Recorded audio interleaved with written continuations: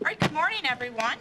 Morning. I'm going to call to order the Door County Board of Supervisors meeting for Tuesday, April 17th, 2018. If you could join me in the Pledge of Allegiance.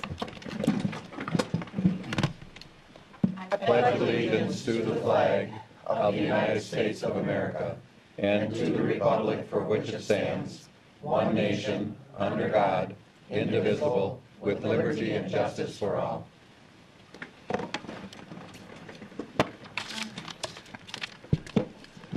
go to roll call.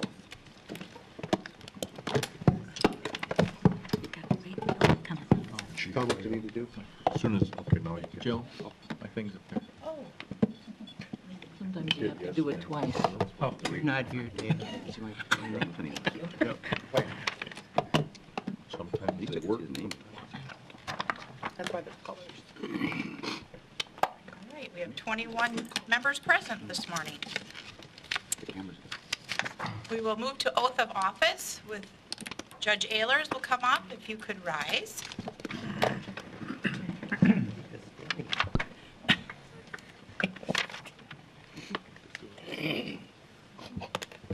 I want to know where they got that gavel. Yeah. He does sometimes. Nancy knows. Good morning, everyone. If I could get you to raise your right hand, and then please repeat after me. I state your name. Swear that I will support. The Constitution of the United States. The Constitution of the United States. And the Constitution of the State of Wisconsin. And the Constitution of the State of Wisconsin. And will faithfully and impartially. Discharge the duties. Of the office of County Board Supervisor. To the best of my ability. So help me God. So help me God. Congratulations. Thank you. Thank you. When we take a recess later, I have your oaths up here. If you could stop and sign them, I would appreciate that. So we can move into orientation session. Sure. So good morning. For those, I said good morning, everyone, but this for logistics. Again, I'm Ken Pavick, the County Administrator. And what we'd like to do this morning is we're going to give you this a Cliff Notes overview of what we just call an orientation. Again, there'll be a session that we're going to discuss a little bit later that's offered by WCA that'll go into more detail. And again, as always, if there's any questions of any follow-up or anything, please reach out to either Grant or myself or other staff that will be, I guess, conducting the orientation. What we would like to do this morning is we're going to start with the county board structure and governance. So what I'd like to do is have Grant kind of just go over the overview for that as part of the background, and we'll start with Grant. Thanks. I'm going to walk around because I can't stand sitting down and talking. So put up with it. What you have in front of you, or should have, is a 107-page orientation packet. The part that I'm going to attempt to cover is roughly 62 pages, and I'm going to try to do it in about 15 minutes. So if you have any questions, interrupt me, but I'm going to go through this pretty quickly. Can everybody hear me okay? Because I know I'm loud. The first, starting on page 3 of the packet that you have, is the limits of the County Board Administrative Authority. The takeaway from this is the sort of division of labor and division of authority between the county board, the elected officials, and the appointed county administrator. You all are policymakers, and Ken is responsible for the day-to-day operations. Those of you that have been on the county board long enough have heard from me and Andy Phillips and any number of people from the WCA is one of the commandments of a county board is thou shalt not micromanage. So unless there's other questions, I will move on. The next handout, starting in page 9 is a county government history of services and funding. I am not going to touch on any of this, but this is an excellent summary of counties from birth until the present day, and a really good outline of the various departments and their responsibilities and authority. And I would encourage you to take the time to read through this. particularly those of you that are new on the county board, because it does give you, again, an excellent summary of the roles of the various departments. Moving on, legal status, powers, how exercised, page 25 of the packet. There are two general statutes that give authority and power to county boards. Kind of taking a step back, counties are creatures of statute. That means they only exist because the state legislature has deemed it appropriate to allow them to exist. And the way the state legislature has expressed this is in the form of the statute. Chapter 59 governs most of what we do. 59.01 and 59.02 spell out sort of the framework or the foundation for county authority. And what's important here, I think, to note is that the powers of a county board as a body corporate can only be exercised in two ways: through the adoption of a resolution or through the enactment of an ordinance. Aside from that, really the powers of a county board or the actions of county board or its committees simply would not have any authority. So that's important to remember. And again, you'll hear the words often, creature of statute. What that means is, quite simply, that counties exist because the legislature has enacted a statute that allows them to exist. So, moving on, page 28, ethical principles. And that continues with a copy of the ordinance that was passed repealing the Code of Ethics back in 2010 and the ethical principles that the county board adopted.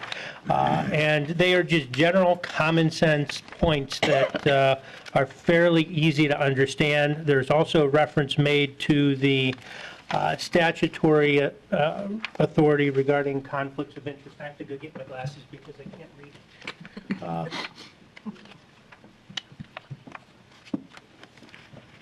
And with respect to a conflict of interest, what I usually try to start with is talk about conscience. Conscience is that little voice inside of your head when you're about to do something or consider doing something that says, stop, this probably isn't correct.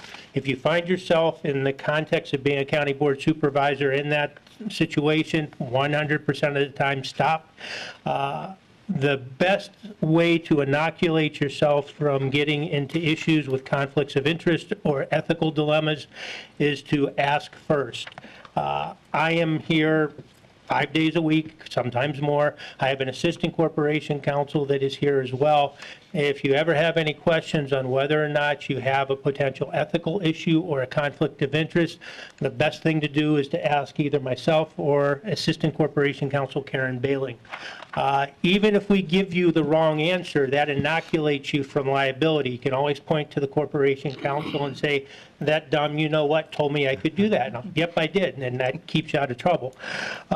Again, these are fairly simple rules to follow, and the other way that you can sort of inoculate yourself from any potential issues under the statutory prohibitions that are outlined in the handout is to abstain from discussion, debate, or action when a question comes to the county board floor or a committee. If you think you have a conflict, you think you have an ethical issue, the best thing to do, if you haven't requested advice in advance, is to abstain. And that abstention must be not only from voting, but also the discussion and the debate that occur. And there are some attorneys, I am not one of them, that will actually suggest you remove yourself from sitting around the table or from the county board floor, but I think that's a little bit on the excessive side. And kind of the one thing that you need to look out for in this area is taking an action that results in a direct personal benefit to you, a corporation that you're associated with, family members, or your employer.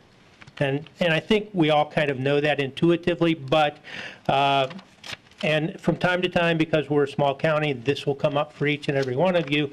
And again, repeating myself, what the best course of action is to ask first, if you have the sufficient time in advance to ask, and if not, just abstain, because most of the time one person's abstention is not going to make a big difference in whether something moves forward or not. And if any of you have any questions on any individual item, again, feel free to come to our office. We have an open door policy. Walk in. If I'm there or Karen there, we'll make the time to sit down, talk to you, and offer an opinion. Most times on the spot. If not, we'll send you something in writing. All right. Wisconsin Open Meetings Law. And I'm going to do this in combination with the Wisconsin Public Records Law. Those are the next two handouts in your packet. Basically, what the open meetings law says is any business conducted by the county should be done in the open. There are obviously exceptions that are outlined here. Those, what I should note is those exceptions are very narrowly interpreted. Anybody that's been with the county board for any period of time know that it's a relatively infrequent event when the county board or one of its committees goes into closed session. There are statutory exceptions that allow us to go into closed session. The statutes spell out the procedure by which we can go into closed session, and we actually have to put that in the meeting notice. With the open meetings law, the important thing is timing and providing sufficient information to the public so the public is aware of what action a county board or committee or any other subunit is going to take, what it's going to discuss, what it's going to debate. That the notice must be posted 24 hours in advance. I'm assuming that Jill's going to touch on that during her presentation, maybe not. But we have a pretty good process in place where Jill and Lori and some of the other folks that are in charge of getting agendas out post things. Notice of meetings have to be posted in 3 public places. And again, the information that's on the posted notice has to be sufficient to give notice of what is being discussed, what actions are going to be taken. There is an exception for giving less than 24 hours notice in an emergency situation. The Attorney General has offered an opinion, and that should be very, very narrowly interpreted and used very sparingly. I've been doing this since 1997. We've not yet had a circumstance in the county for any board or committee that I thought rose to the level of constituting an emergency to give less than a 24 hours notice. So that'll give you an idea of how rare it is. Most of the time when we mess up with notice, it's somebody forgot. Somebody forgot doesn't constitute an emergency, and that's clear from the AG's opinion. Now, if something comes up within the 24 hours that wasn't known that requires action, yes, that would constitute an emergency. Now, I very narrowly interpret that and rely on an Attorney General's opinion. In that narrow interpretation, I know there are other municipal attorneys that do not agree with me and routinely allow notice to be given within the 24-hour period. Under no circumstances can a meeting be held with less than 2 hours of notice. So, any questions in the open meetings law? And I should note that the committee chair is the one who is primarily responsible for approving the committee meeting agendas. Same thing with the board. And we do have staff that assist with preparation of the agendas and the agenda packets and make sure everything gets out on time and gets posted. So, Wisconsin Public Records Law. And Grant, yes. can you back up for one moment? I can. Can you just touch on walking quorums and telephone calls? Okay, that's a good. David speaks to something that is becoming more problematic. When I started in 1997, walking quorum. Now, a walking quorum involves a series of meetings which might constitute a quorum of a board or a committee. Back in the olden days, 1997 through whenever, that usually would mean somebody meeting at the local diner where, you know, Dave and Ken getting together and having a cup of coffee. Ken leaves and Dan comes, Dan leaves and Biz comes. Pretty soon, if they're talking about county business, you have what might be called a walking quorum, where you have enough people to influence the outcome. Now, a walking quorum could be a majority of a quorum, which on our county board with 21 members generally means 11 people. It could also be a negative quorum, and a negative quorum is a little bit of a different situation. Later on the county board agenda today are some matters that involve the budget, and under 6590 require a 2/3 vote of the entire county board to pass. So 2/3 using quick attorney math is 14. So if you have 8 people talking about something, while it's not a quorum of the county board, it's enough to stop when you have a supermajority situation where those people constitute a negative quorum. If that block of 8 agrees to act in a certain manner, that's going to block whatever might need to be done. But what we've seen with the advances of technology now is walking quorums can take the form of a conference call, a Skype call, Twitter, Facebook, blogs. So any of those things can constitute a walking quorum or a meeting. And that's the other thing that I neglected, I glossed over, but there's a case, Showers, that talks about 2 tests. You have a numbers test, which means do we have enough people to take action, and a purpose test. Is the purpose intended to act on something that's within the county board's authority? And if neither one of those are present, you're okay. There are also exceptions to the open meetings. Those are listed in there. Those are social or chance gatherings or attendance at a conference or a meeting. With the latter, we've taken the approach that we still publish a notice. We have a generic notice we put together that said there may be a quorum of the county board present at the annual Wisconsin Counties Association convention. They will not be conducting county business. They are there for educational purposes only. But, you know, those are kind of the broad parameters of a walking quorum and a negative quorum. And it's just a lot easier now to get into trouble in that regard.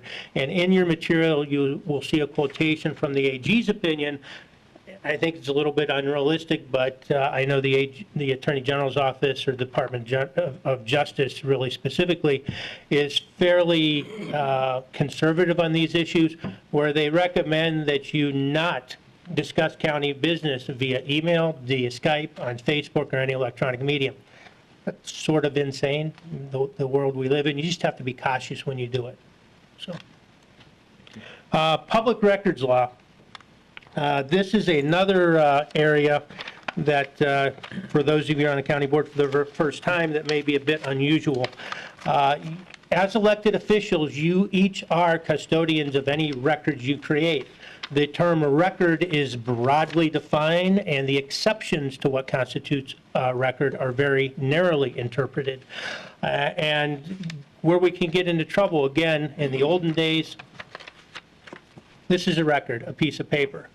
Now, video, audio, Facebook, Skypes, tweets, text messages, anything you create that can be reproduced or viewed and it relates to county business is probably going to be considered a record. When you go through your technology services training later on, I will assume that what they're going to tell you is that you should conduct county business only on your county-issued email, your county-issued notebook, and with your county-issued phone if you have one. If you don't have one, you can certainly link your phone to your county email and limit it by that. What you want to avoid, and it really is something that will, it's an enlightened self-interest thing, is you want to avoid using your personal computer, your personal email, your personal phone to conduct county business. Because even if it's on your personal device, if it relates to county business, it's potentially public records. And you don't want to get into the situation where me or Karen or somebody else are sitting down looking through your personal computer, looking through your personal phone, trying to decipher what might be related to county business and what might not be related to county business. It's a lot easier to just say, I conduct all my county business through the county email, through the county notebook, and avoid that dilemma. I know it's difficult because of the world we live in with instantaneous communications, electronic communications of almost infinite type, but believe me, you don't want to get a broad open records request for all the tweets you sent regarding county business over the last year, because it's going to prove to be a nightmare for you and a nightmare for us. So, Grant, yes. if you link your county email address through your phone, your personal phone, that still opens up your personal phone potentially, right? Potentially, but if you religiously only use your county issue email, that's going to show up and be archived, because the other I guess, stepbrother of the public records law is records retention. And I'll use an example with the county email. We have backup where everything is retained for the minimum retention period. The default minimum retention period is 7 years. So if you send out an email, even if you delete it, it's still saved somewhere for the minimum 7-year period. If you send that email through the county account, even if it's from your phone or from a remote computer, you're still going to have the benefit of that retention. If you don't use that and you use your, let's say, your personal cell phone for a text message, or you use a personal email for an email that involves county business, it, quite frankly, is your responsibility to figure out how to get that. The county's not going to do that for you, and, you know, good luck trying to contact Verizon or Google or whoever and trying to get back something you posted on a Facebook account, something that you sent through your phone text message, or something you sent through a Gmail account, because they aren't all that interested in helping people out. So the lesson here is just be cognizant that basically anything you do that can be viewed or can be reproduced in paper form or electronic form that involves county business is probably going to be deemed a public records, subject to inspection and disclosure. So just exercise some discretion and judgment in terms of what you point out there. So any questions on that? All right, I think we're nearing the last topic I'm going to cover is parliamentary procedure. Robert's Rules of Order are the default in our rules of order. We have our own rules of order, and those control, but where the county's rules of order, and those are on the agenda for approval later on today, don't address an issue, Robert's Rules of Order apply. My view of this is Robert's rules and our own rules are a means to allow us to efficiently conduct business and make sure that debate and discussion follows a particular path and gets to the end result. There are those who will seek to use Robert's Rules of Order as a shield or as a sword to stop something or kill something, because you can. I mean, Robert Rules of Order has been around for a long time. If you look at the book, I have it over here. You know, it's this thick. I know it, I can almost guarantee you better than most people, but I know a tenth of it. You can figure out a way, if you want to stop anything, or not stop, delay things. My view of this, and I think it's been supported by the county board, is we won't allow that to happen. What we want to happen is there to be thoughtful discussion, debate, everybody gets an opportunity to have a say in an issue, and then there'd be a vote. And that's how I've looked at our rules of orders and Robert's Rules of Orders. I've not chosen, and I think it's been with the, if not explicit, tacit approval of the county board to allow it to be used to delay things or make things infinitely more cumbersome than they need to be. So,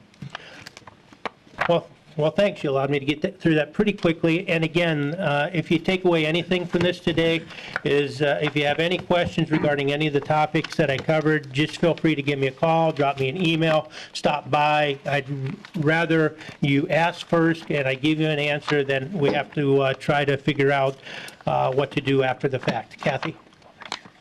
Maybe, I don't know what category this would be under, but is there such a thing as the county-appointed sergeant at arms? I think somewhere in the midst, Who has that job? somewhere in the midst of time that was assigned to the Corporation Council. Oh, So okay. We know I don't think it's ever been brought up. officially. Now, we usually have the sheriff back there who is actually, has arms. Who's armed? His arm. Thank you.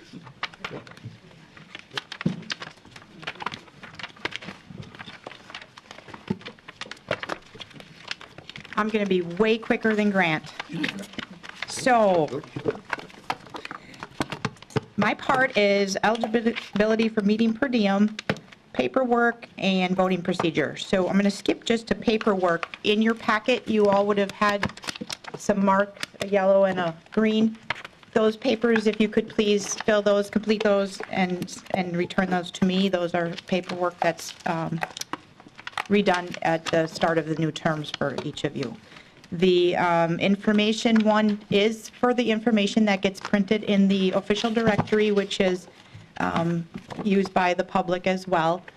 You all will receive a copy of this once it's updated. We always update after the April election, but it does take us a bit to gather information, so sometime in June that'll come out. Voting procedures is all to do with your little clicker. You'll always see as you checked in for roll call, it's the same thing for when you're going to vote.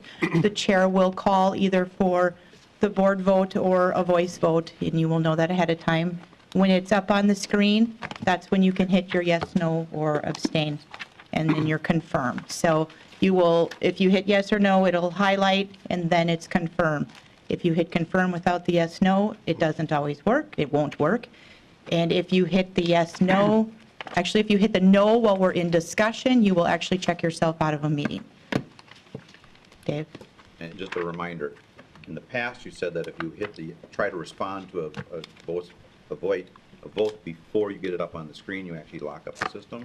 Right. So I ask that you just have some patience. When I have it up on the screen, sometimes I have to be reminded. But generally, when I put it up on the screen, we're ready to vote. Because again, if I'm not up on the screen, I'm not necessarily in vote mode. Meaning if you're voting no, you're no longer present. And it will click you in even if you're hitting yes, and it does a whole bunch of crazy things behind the scenes. So, Jill, before you go on, just one thing. Grant, could you just explain our voting in terms of resolutions and ordinances and how we conduct that? Yeah. Sorry, I just wanted to have you cover that. That's up my sheet. And it's in your packet on the Page 25. page 25. And there is a subtle but important distinction between a resolution and an ordinance.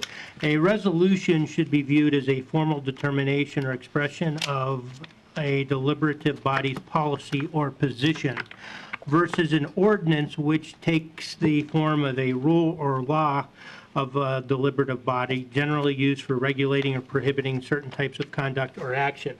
And what we have is the various codes, and those come about from ordinances, the Door County Code, the Door County zoning ordinance, any code you can think of comes about by virtue of enactment of an ordinance, whereas statements of policy and things of that nature come about by adoption of a resolution.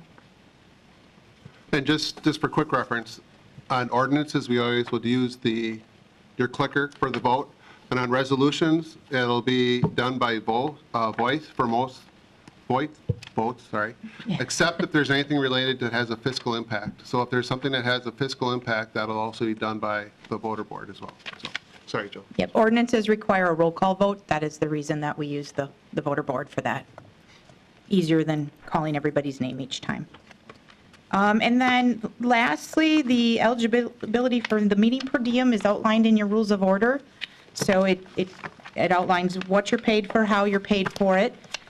We are a mix of using both printed per diem expense sheets and electronic expense sheets, which we will be discussing in the next couple of months here to determine going forward which way we'd like to go. So for the new members of the board today, I'll give you a hard copy, and you can turn that in for today's meeting.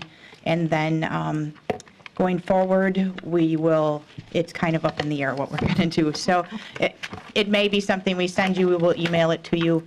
This form is going to be updated here for May because we've had a lot of committee changes, and as well as electronic copies. So the board as a whole will be getting, those using the electronic copy version will be getting a new version of that before your hopefully May meetings. Good? Schedule? I'll do that. You're going to do the schedule? Yeah. Okay. So before we have Mark come up, the one thing I did want to cover in your packet, so on page 89 of your packet, Jill actually put together what we consider our county board meeting dates. So again, we try to define those well in advance. It's usually what we consider the fourth Tuesday of the month. However, there are some variances, like for example, in September, we're actually proposing that to be on Thursday because of the WCA conference. But anyways, that's actually in your packet, so that way you have just a general idea of what we target for our county board meetings. I guess, if you then go to the next page, you'll actually see we actually put together a proposed meeting schedule. Now, again, I emphasize proposed. But one of the things that, and I'm really bringing this up really for our chairs, for our committees in the future, the biggest thing, if you can think about, is trying to make sure that we have everything in on time for county board. And a lot of times, if it's going through committee, sometimes it has to go through either finance or the administrative committee. So I'm just going to look at May, for example. So for example, in May, our county board meeting is scheduled for the 22nd. If you think about how we need to get the agenda out, we usually try to have the agenda ready for being published on Thursday. That's our goal. Sometimes we're scrambling still on Friday, but our goal is for Thursday, so we get that out properly to you and then also to the media. With that, obviously, anything that comes out of both finance and admin, we need to go through and potentially put together resolutions and so forth. So that's why you'll see that usually our meeting schedules were front heavy. In other words, most of our meetings are conducted during the first 2 weeks to give us preparation time to prepare for county board. Obviously, each chair of your committee, when you get together, you have the right to, I guess, set the time of your meeting. I guess the thing that I would ask is, one, when I'll try to be at all the first meetings, obviously, but I'd ask two things when you're doing your meetings. One is make sure that they're well in advance of obviously trying to get items to either finance or admin as best as possible. And the second one is, I guess what I'm trying to do is make it as consistent as possible. I guess one of the things that you heard, whether you think you're pro or con, is being open to the public. And I think one of the things we're trying to promote is that if we have a set meeting schedule, in other words, morning meetings are at 9, afternoon meetings are either going to be, 1 to 3 or 2 to 4, whatever we set up. Try to be consistent so that way you know that we can have a consistent schedule, that people know that this committee meets on this date and this time. So I guess that's what we're trying to do, is just be as consistent as possible with the meeting schedule. The other big thing is, in the past, we've always done, the second Tuesday or something related to that. I guess for the most part, we can follow that format, but my biggest thing I'm trying to follow is actually working your way back from when the county board meeting is. So if you're going to deviate as far as your meeting schedule, please look at when the county board meeting is scheduled and try to work your way actually backwards from that. That's more important for us than just trying to say we're always going to meet the first or second Tuesday. Just because, again, the timing to the county board, we're trying to really, I guess, tighten that up to make sure we're getting consistent on having things ready for your meetings. In other words, if you're a committee that's sponsoring a resolution, we like to make sure that resolution is in your packet so that way you can forward it on to the appropriate body and then ultimately to the county board. So we're really trying to make it as consistent as possible. But again, this would be a proposed schedule, but again, proposed, just my idea, just to be consistent, but it's up to the chairs to actually sit down with your group and make sure it's feasible in terms of making that meeting occur. And this, the last note you'll see is usually we do go to a winter schedule. And that's mainly for our Washington Island member, Joe. But usually what that does is it usually pushes back our start meeting times, for example, from 9 until 10, just because of the ferry schedule. So just to keep that in mind, Joe, that usually starts, what, November about? Or January, okay, so January until about March. Until March. 3 months. So that's just FY as far as reference, as far as our schedules. Is there any question on that, as far as our schedules or meeting dates or times? Yes. Hal. I noticed that some, like Board of Health has always been the second Tuesday, but for some months, it ends up being the first Tuesday. Is that? Again, so for example, and that's what I'm trying to do, is to get out of that routine. So the Board of Health, for example, in May, if I would have followed that rule, it has to be the second Tuesday. Then I have to adjust finance and both admin, because if there's anything that you guys need to discuss and then forward it, we can't do the timing. So that's why I'm thinking, again, look at when the county board meeting is, and really what is going to drive us is admin and finance. Everything, for the most part, always has to flow through finance or admin. So that's why I'm asking if you could look at your meeting schedule and go back from county board to build it off that versus setting it that way. It's harder for us to make sure we get things done on time. So I agree, that's a good question. Anything else on dates? Okay, with that, we're going to transition then. I'm going to ask Mark. He's our finance director, and he's going to go over traditionally, what we do is he's going to go over a series of reports that are usually covered at finance, but there are some of those reports that are actually included each month in the county board packet. And I think it's just important for you guys to hear that at least one time to actually see what some of the key indicators that we follow. So with that, I'll turn it over to Mark, and he'll go over those for us. Good morning. In your packet, starting on page 99, there's a couple of pages that are taken from the Wisconsin statutes that pertain to the budget. I'm not going to read that to you, but if you look starting over on the right-hand side of page 99 and then continuing over onto the following page, it talks about some of the laws as they pertain to the enactment of a county budget and how it has to be published, some of the things that need to be included in the notices, in the budget documents, things of that nature. If we go to page 101 of your packet, you have 2 pages on page 101 and 102, which summarize in a pretty concise fashion the 2018 adopted budget, also comparing that budget to the budgets for 2016 and 2017. It breaks it down by department, the first page including the various departments that are part of the general fund, the second page including the various departments that are part of either the special revenue funds or the internal service funds. If I can ask you to look at the bottom of page 102, in the very lower right-hand corner, it summarizes the budget for 2018, indicating that the total approved expenditures for the year are just over $77 million. To the right and to the left of that number, it tells you how or where that $77 million of spending is going to be paid for. $28.9 million, almost $29 million, or about 37.5% of the total comes from the tax levy that is enacted by this body and that is paid by the taxpayers of Door County. The other 62.5%, or $48,176,792, is what comes from other revenues. Those would be user fees, those would be state and federal grants, other sources, monies taken from reserve funds, but essentially something other than the tax levy is being used to pay for that portion of the annual budget. Any questions about that? As Ken indicated, we also have in here one of the reports that you'll see every month on page 103, which is a summary of the unassigned fund balance. This essentially is, if you will,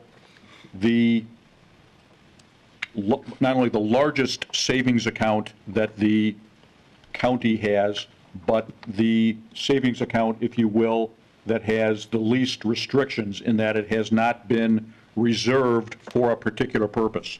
But in order to use what I'm referring to as the savings account, it has to be approved by the county board. So it indicates about the middle of the page that the available unassigned fund balance as of the end of March on an unaudited basis, and I'll come back to that in just a moment, is about $10.5 million. And that is equal to about 18.5% of the amounts that are budgeted for 2018 for the general fund and for any of the other funds that require tax levy. We always use that percentage in trying to ascertain, if you will, how much free money we have. I don't mean free from the standpoint that it was free to us. I mean as far as being available.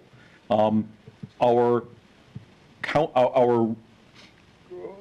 rules require that we be between 12 and 15% of that combined total of what is budgeted on an annual basis for the general fund, plus those other funds that require tax levy, and that we have that available for working capital, that we have that available for unanticipated needs, things of that nature. To the extent that we're over and above that 15%, then that money is available for other special purposes that the county board may think are appropriate. When I talk to, Mark? yes, Does that balance fund then give us authority or a better option as far as borrowing money, money? Certainly one of the things, John, when we do borrow money, whenever we borrow money, we typically are required to get a new rating from one of the rating agencies. And the rating agencies look at a number of criteria as far as the financial health or soundness of the borrower, in that case, Door County. Having a strong fund balance does help to enhance our credit rating. They look at other things as far as stability, as far as the economy, as far as employment in the area. They look at quite a few other things. But one of the things they do always look at, you're very correct, is the fund balance and how that fund balance relates to our overall budget and how we're using the fund balance that we have. If we're using that fund balance to budget to balance our annual budget and are doing that on something of a regular basis, they're not going to look at that as favorably as they might, and they say, well, you are using your fund balance from time to time, but you're using it for one-time projects. There's a big difference between using it to balance your operating budget versus using it for one-time projects. So that's kind of a long answer to your short question, but they do look at that when they consider our credit worthiness. Thank you. When I talked in the middle about that being an unaudited balance, this is the balance before our auditors have come in and taken a look at it, and before we have closed out our books for 2017. I would anticipate that, not anticipate, we will have a firm number on that, not yet audited by the auditors, but we'll know where we stand after closing out 2017 within the next 30 days or so. Typically by the end of April, the beginning, or the middle of May at the latest, we have closed out our operations for 2017. We've not yet done that yet, but I would anticipate that $10.5 million amount going up based on our operations for 2017. But this report is something that's included in the county board packet every month. It is also a report that goes to the finance committee every month. Any other questions about, David? It's actually not about this, it's about the budget. Can you remind the board what items are within the levy but are outside, or permitted by the state to be outside of the levy cap? I can tell you as it pertains to our budget, yes. Our budget, as it pertains to our budget. So we are limited by state statute as far as the amount of tax levy that we can levy on an annual basis. And it's to be no more than the previous levy increased by the amount of net new construction that took place in the most recent year. So as we look at the 2019 budget, we'd be limited to the amount that we're able to levy for 2018 plus whatever net new construction has happened in 2018. There are several things in our budget that are outside of that levy limit. One of those things would be our debt service requirements, or the amounts that we have to pay for the bonds that we have outstanding. That is outside of that levy limit. There is something in our budget that's referred to as bridge aid. That is outside of our budget, and for the 2018 year, that amount was $25,000, so not a very large component. The third thing, and probably it's somewhat unique to Door County, is the spending that we do for our ambulance service, for emergency services.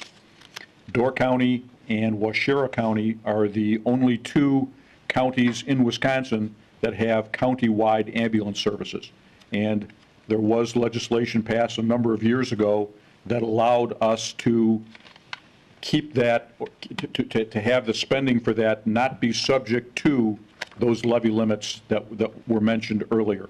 So if you look at the summary that's in front of you, the $3,331,000 that we've levied for the ambulance service for 2018 would be outside of that levy limit. I don't think I've forgotten anything, have I, Ken? Okay, Thank you. you're welcome. Anything else? Let's see. On page 104 is kind of a colorful representation. The print is really small, but it is colorful with the bar graphs. This is simply a summary going back to 2004 of the 0.5% sales tax that Door County collects on an annual basis. And you can see that the total has gone up and down over time. For 2017, that amount was just short of $4 million. We had budgeted that amount would be $3,450,000. We ended up about $512,000 over budget. That $512,000 doesn't go back into the unassigned fund balance that we just discussed a few minutes ago. Rather, it goes into, remember I referred to that as a savings account, it goes into a different kind of a savings account, a reserve account that will be set aside and used as part of the 2019 budget. We don't know what that amount's going to be for 2017, typically until the middle of January of 2018. So we then take whatever that overage amount is, that is the amount over and above what we budgeted for that year, put it in that separate reserve account and use that for the next budget that's coming up that we'll be considering. So the next one would be 2019. So that's how we use that overage. If you look back toward 2009, 2010, you can see that in those years we didn't meet budget. We budgeted, for example, in 2009 that we would have collected $3 million for this 0.5% sales tax. We actually collected $2,928,000 and some change. So we had, in that particular case then, nothing in that savings account to carry forward from 2009 to 2011. The same thing happened in 2010. We didn't meet the budget, and if you remember, those were not the best of financial times here in Door County or in most places across the United States. So again, we did not have that little head start, small though it may be, but a small head start toward the next budget that we had coming up. So that's what we do with the 0.5% sales tax that comes in on an annual basis. Any questions about that? We'll continue to page 205. I haven't got very much to say about pages 205 or 105 or 106. This is page 105 is a summary of our medical benefits fund. Door County is self-insured for the health insurance plan for our employees. So we don't pay Aetna or United Healthcare or anybody else a premium for the health insurance and the dental insurance that's provided to our employees. We are essentially our own insurance company for that purpose. Because of that, we have to have a pretty significant reserve because, as we all know, it's next to impossible to predict with certainty what those health costs are going to be for a group of 350 or so employees and their families on a regular basis. We do have some mechanisms in place to mitigate our risk. We do have a third-party administrator who administers our program, but the premiums that are charged to the various departments that are charged to our employees all come back into this medical benefits fund. And so you can see that, again, on an unaudited basis, that balance as of the end of March of 2018 was about $6.4 million. Once again, that is, again, a very separate savings account that we have, but it is to be used for only one purpose, and that is for the health insurance plan for employees. That is all that it can be used for. Page 106 is a snapshot of the Workers' Compensation Fund. And these last two reports, the one for the Medical Benefits Fund and for the Workers' Compensation Fund, are reports that, again, go to the Finance Committee on a monthly basis. The Workers' Comp Fund, again, this simply shows that we have a balance of about $1,174,000 in that fund as of the end of March. Once again, we are not self-insured for this. We actually have an insurance company, Wisconsin County Mutual, is where we purchase our workers' comp insurance. But we have, over the years, built up a fund balance that we can use with, again, certain stipulations for different purposes in our budget. I believe we have included, was it $100,000, I think, Ken, in our 2018 budget as coming from this fund balance. So again, we do tap it from time to time for those purposes when it gets to be such that we think it's bigger than we necessarily have to have on hand for the workers' comp program. Any questions on those?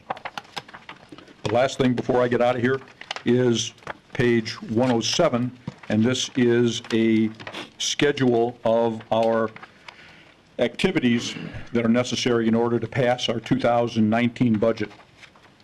You can see that the actual budget process really has already started.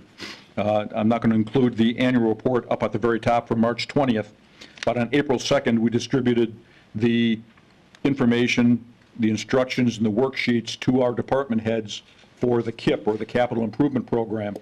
And so we're already working on putting together the 5-year plan that we do every year on a rolling 5-year basis to say what are our upcoming needs for the period 2019 until 2023 for larger projects. In order to qualify for the KIP, they need to be expenditures that are more or less one-time in nature, that are for $50,000 or more, and that are for fixed assets or one-time type purchases. So our department heads are already working on that. That's something that we pass in the middle of the year. We also incorporate the upcoming year's spending for that capital improvement program in the budget. So the budget process will culminate in November on the 13th and possibly the 14th when the county board passes the 2019 budget.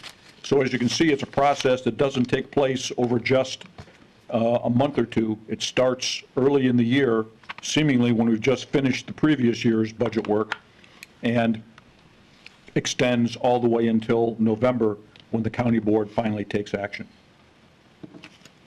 Any other questions? Thank you. Thank you, Mark. Okay, next we'll have Kelly Kendi. She's our HR director, and she'll give just a brief overview of human resources, just so that way you have some facts and knowledge on that part. Good morning. There's nothing in your packet to look at. So I'm just going to give you a broad overview of human resources and what areas we are responsible for. So this department reports to the administrative committee, and we are a department of 3. There's myself, the HR director, then there's a human resources generalist, who is Michelle Paschke, and then an HR assistant, Judy Klimek. So an employee's journey starts with HR. Typically, it'll end with HR. We start with the application process, the interviews, orientation, and we've been working very hard to enhance our onboarding process, which has now included a quarterly luncheon to meet the county administrator and have an opportunity to meet other new hires that have been hired in that quarter as well. So we had our first luncheon, and we had 15 new hires attend, and they were pretty much representing all of the departments for the county. And it was well received, and they got to talk with one another, find out what they do, which is unusual in our organization and very welcomed. Door County is, our Human Resources Department is driven by a myriad of employment laws, both federal and state, and we make sure we are staying in compliance with those on a regular basis. We have 300 regular full-time and part-time employees, and then another 150 reserves, LTEs, and seasonals for roughly around 500 employees that flow through one time or another HR. We manage workforce development by providing training opportunities and working with management and job descriptions. We oversee all of the benefits for county employees, working with the vendors, health insurance, our employee assistant program, or EAP, and our health risk assessments, or HRAs. We also are responsible for managing the compensation and the performance evaluation programs.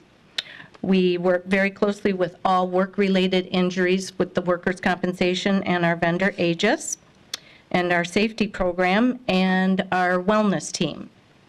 We also work very closely with all the labor relations with emergency services and the Deputies Association, and employee relations with coaching not only employees but management, and working through conflict resolution and disciplinary matters. We also create policy, which is taken to the administrative committee for review and approval, and then passed on to county board for full adoption. And one of our biggest challenges in 2018 is going to be finding an HRIS software system. So that's it. Any questions? Not information really fast. Okay, thank you. I look forward to seeing you. Cool. I just had just two last items as far as the orientation. The first one is actually listed on the county board on this under special reports, item 18. What it is, it's actually our 2017 annual reports. This is like a hard version copy. What you'd actually see, there's a PDF that's out there. I would encourage you, whatever committees you're assigned to, or just in general, if you really want to learn what's going on within those departments, this is a great snapshot. It's going to give you what they accomplished last year, some of their staffing, if they have any issues that they're foreseeing in the future, but it's going to really give you a good snapshot of what, if you're going to be on that committee, what you're going to be working on or what you're going to be dealing with. The second item I just included on your desk was a retreat that was conducted with the county board and department heads on July of 2017. It's this packet right here. I thought it'd be worthwhile just to include that. Usually, well, since I've been here, we did the first one. I'm looking at trying to do a retreat every other year. So we're looking at possibly another retreat next year. But in essence, what we did is we did conduct a retreat, and what you'll see on each page, it has, I guess, what we consider major initiatives that the county board and department heads felt were important for us to look at. So just really quick, if you look at the headings, I won't read everything, but we're looking at succession planning and staff recruitment. Just really quick on that. Obviously, with the market right now and unemployment so low, we have a very hard time with either retention and recruitment of employees, so that's an area of interest for us. Groundwater continues to be a high priority, both surface and groundwater. We do, a major issue that was also identified was mental health issues, especially related to our justice system. So that was a major initiative that has been defined.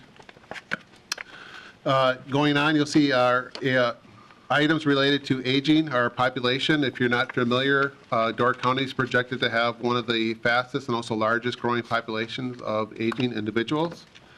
We're also looking at, obviously, with the levy limit of how to work with our resources, especially related to our financial, but also staffing and everything. So that's another initiative we're looking at.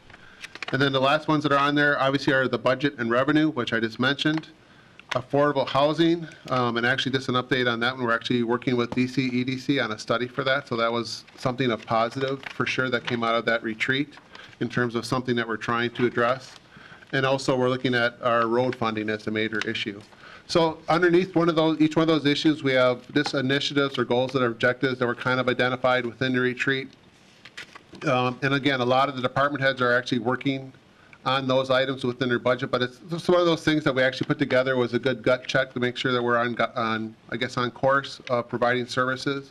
And it's something, again, that we'll go through this year, and then again, hopefully we'll do a retreat next year to, I guess, check in and also see if there's adjustments we need to be made, so. So with that, we'll end the orientation, and I'll turn it back over to Jill for item number 5, which is the election of the chairperson of the board.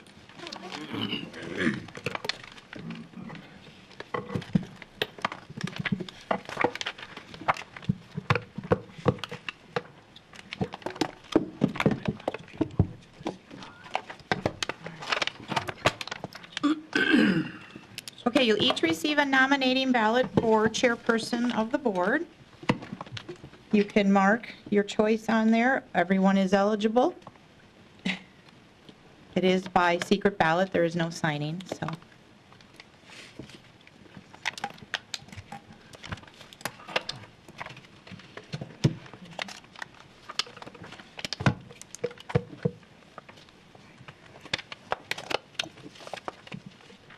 I can put 2?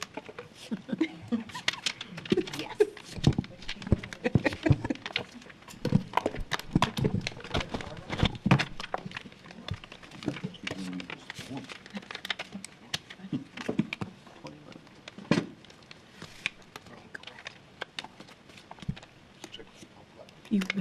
You want to move it along?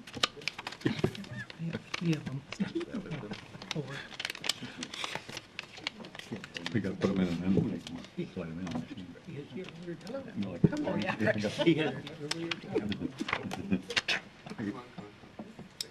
Ken, No. Ken. because I- we're not going to be able to figure out who's for who.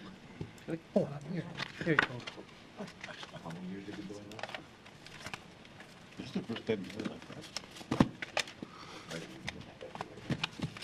Right, you can go back and check the answer. You go back and check it.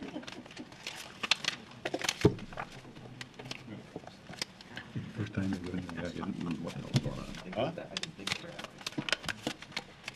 I never did, I never did that, but,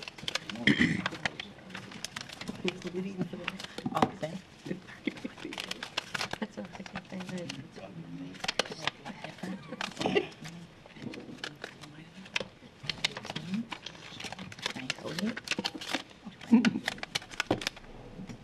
The one and only person nominated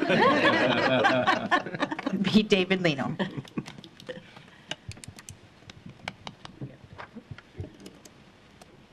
Can we make a motion? Can we just take a motion? They Can we do, make, can we make a motion to close nominations? No, you don't, no. Can we do that? Where's Grant? we I'm didn't do here. it last time. He Yeah, he assumed it because he was the only one nominated. Right. You can acknowledge You don't or wanna accept the take it. nomination of David as the county board chair and forego another ballot and just say by unanimous consent, he's elected as the county board chairperson. What he said. Second. Oh, Are we sure David wants it? Yeah. Does that matter? He's Does that mean Jill's done for the day then? No. Well, thank you, everyone. I really appreciate it. Appreciate your support.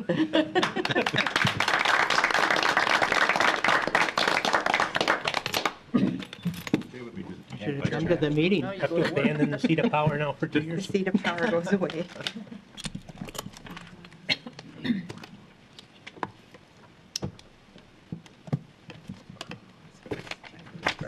So you will now have a nominating ballot for vice chair of the board. Again, please mark your nominee.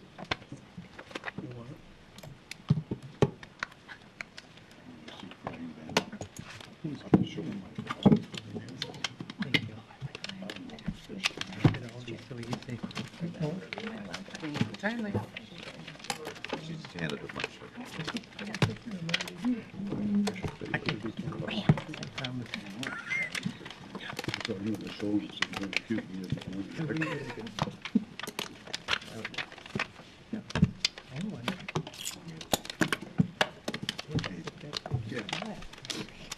Just to show you.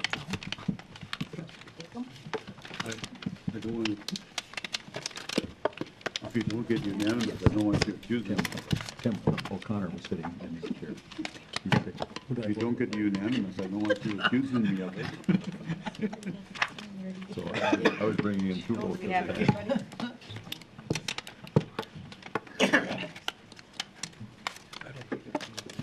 Wonder what happened to him. His hip was in pain with his hip. Oh, he was, I don't know. And the girl was, Sooner or later. He was an ex, was he a policeman in Milwaukee? Maintenance here. He had a, he was under music. That's right. Rules of order, we can't pronounce it.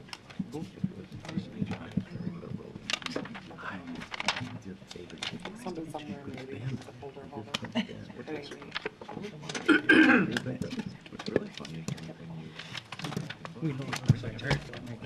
Okay, nominees for vice chair of the board, Roy Engelbert, Ken Fisher, John Cook, and Susan Kohout. You will receive now a voting ballot. Those are who you can vote for.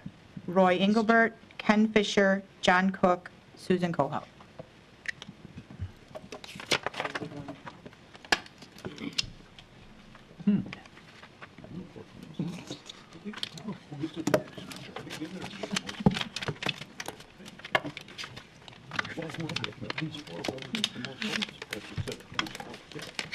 Pretty fast.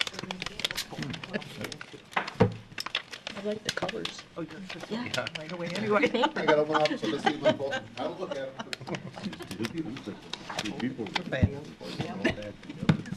Or half-fast. Yeah. You like Why, you voted for yourself? No,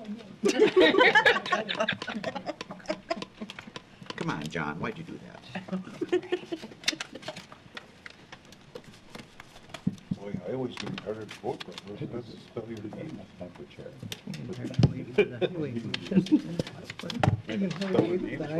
Wait, you mean to tell me this isn't for the town? It's usually a big battle. 2 years ago? I was wondering who did it. The 2 out of heart. Oh, we got recent.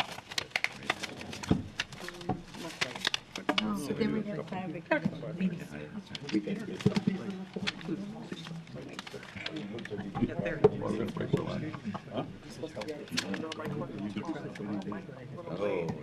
I'm not. Well, we gotta vote for all the highway departments now, and we're gonna break. There's gonna be a meeting in Dave, you can't be snooped in, finalize We do. committees, and then we're gonna reconvene. Okay, votes cast were 1 for Roy, 12 for Ken, 2 for John, 6 for Susie. So, motion to, we don't need a motion, but Grant, because he's got the majority of votes cast, I was right? thinking that was nomination, we had to do it. Just choose the vice chair. So Ken is elected vice chair by receiving the majority of votes cast. I'll thank you all for your support. It does mean a lot to me. I know we hear that all the time, but trust me, it does mean an awful lot to me. Appreciate it. He's choked up.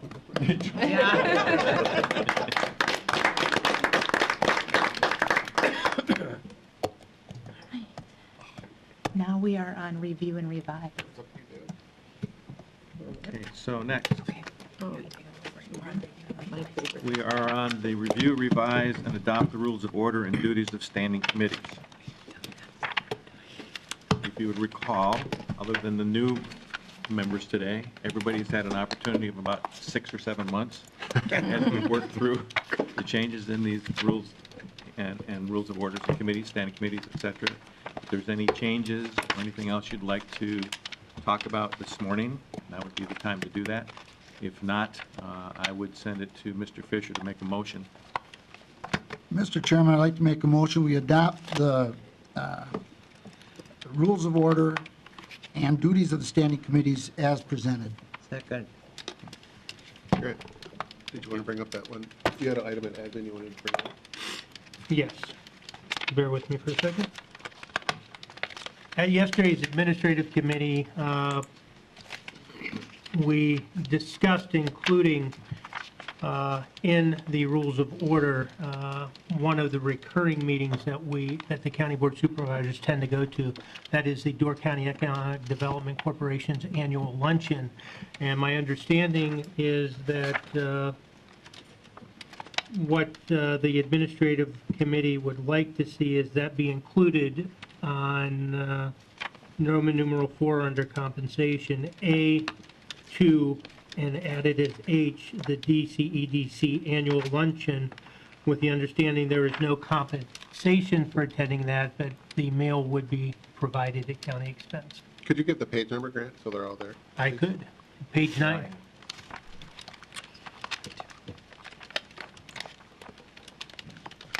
So we're simply adding it just like we are the WCA or the Legislative Exchange or... Correct, that was my understanding. Any comments or questions about doing that? Do we have to make a motion for that? We have to make an amendment. Yes. Yeah. Right. Somebody care to make an I'd make amendment? that motion to add that as an amendment. Second. Any discussion on the amendment? So we'll do a voice vote on the amendment. This is to make the amendment to add the economic development luncheon as part of our annual allowed expenditures. All in favor? Aye. Opposed? Okay, carried. Any other discussion on any of the balance of the rules of order? If not, by voice vote. All in favor? Aye. Opposed? Carried. We now have a set of rules to operate by. Okay, we're going to move into, next would be the election of the Highway Committee and the Highway Committee Chairperson. David. Dan? Before we start, I'd like to tell everybody, I've told a lot of you people, I am not seeking a position on the Highway Committee this year. I've enjoyed it quite a bit. And I'd like to have a shout out for the Highway Department the last 2, 3, 4, 5 days. I think they've done a pretty good job. And as they say on TV, dilly dilly.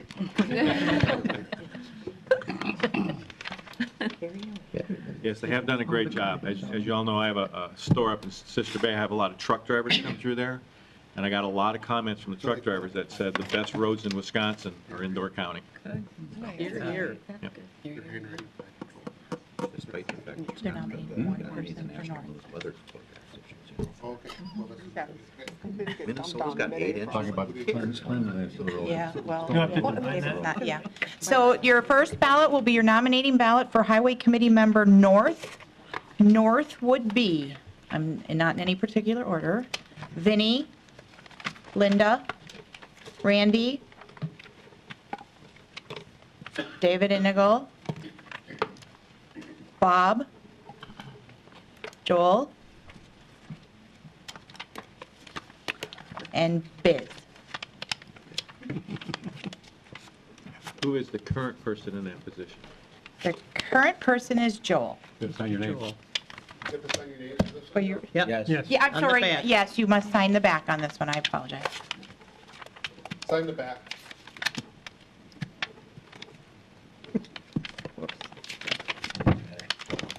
That one. Last name. Exactly. I put the first letter. So this is the vote or this is the nomination? Nomination. Yeah. Then we get the vote. Yeah.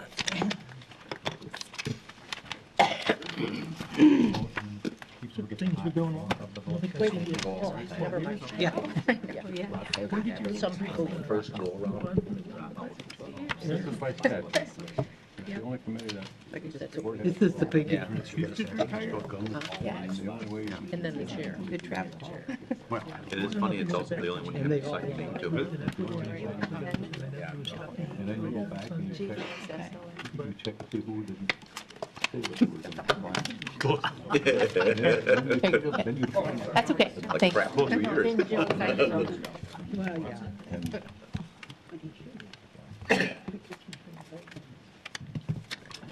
Great place to go. Yeah, since his retirement, he's got some money. Oh, yeah, that's 2015. He was on, Okay, nominations for Highway Committee Member North are Randy Halsted and Joel Gunlickson. So now you will get your voting ballot. Those are the two that you can vote for, and again, sign on the back.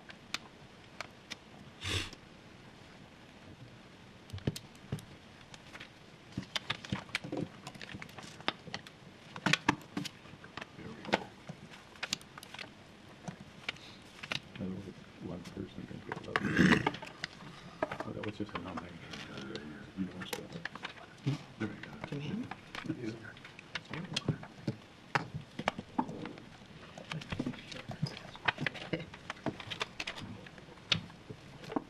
Sad thing is, I know how to spell it. Here, but. It would be pretty handy, but A little while ago. Oh, my. it's don't your name. The first one. I know. He's gotta get it short. So there's 10 and 50 colors. So Yeah, there's not too many of them. Or you could do JG. there were 11 people that wanted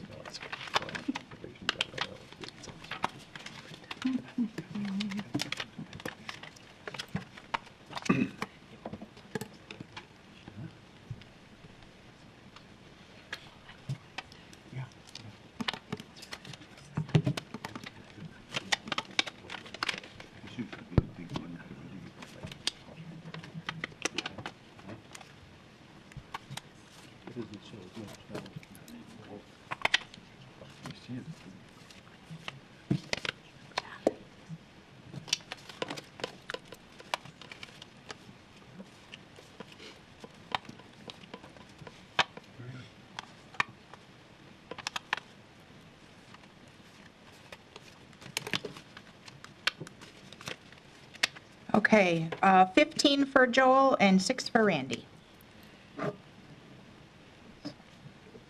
Thank you, everybody.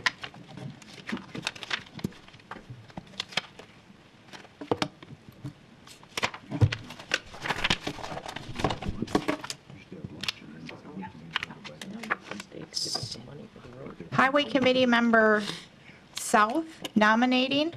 South will include John Cook, Roy Engelbert, Nancy Robillard, Susan Kohout, David Engelbert, John Ninus, and that's it. Who is the current? The current South is John Ninus. Current is whom? John Ninus.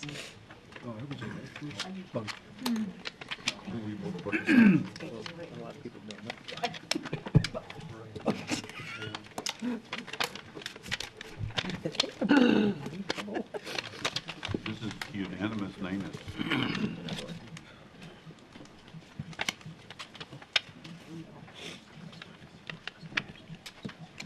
He wins all the time unanimously.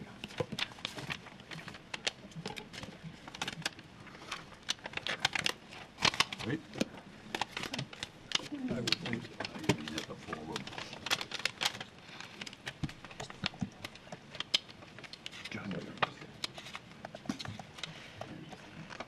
John, you nervous?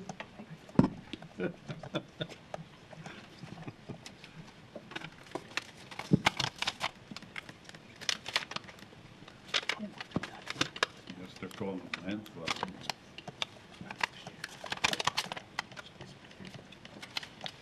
Okay, nominations, Roy Engelbert, John Cook, John Ninus.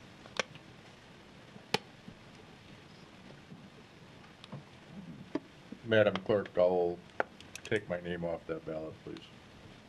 Madam Clerk, I'll take my name off that ballot. That being said, I'd like to make a motion, we unanimously elect John Ninus as the South representative on the Highway Committee. Second. I have a motion and a second. All in favor? Aye. Opposed? Congratulations, John. Thank you.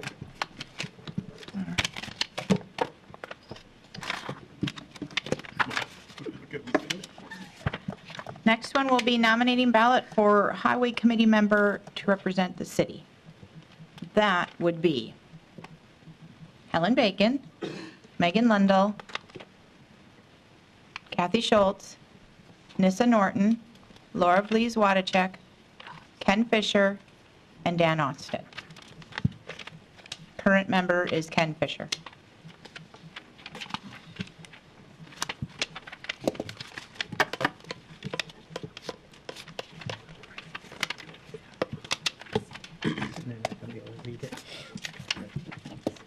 Glad we don't have to write the full name.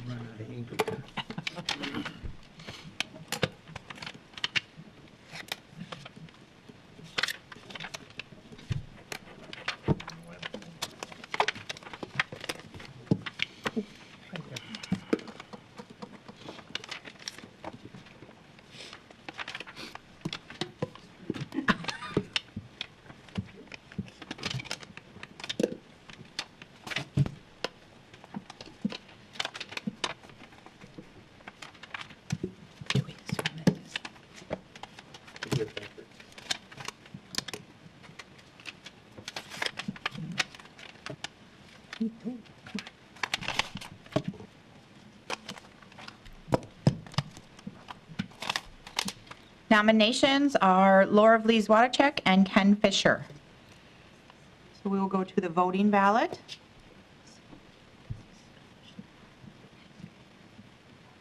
Nope, Yeah, that's, no, you want city, yep.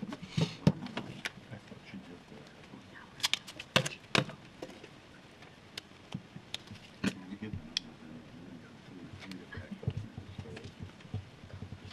you.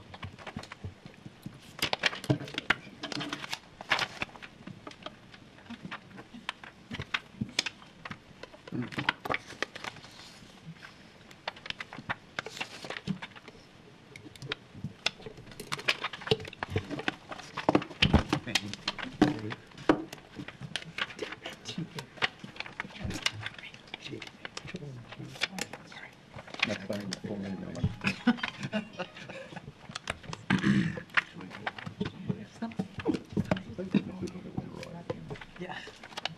Where's that one? Couple days.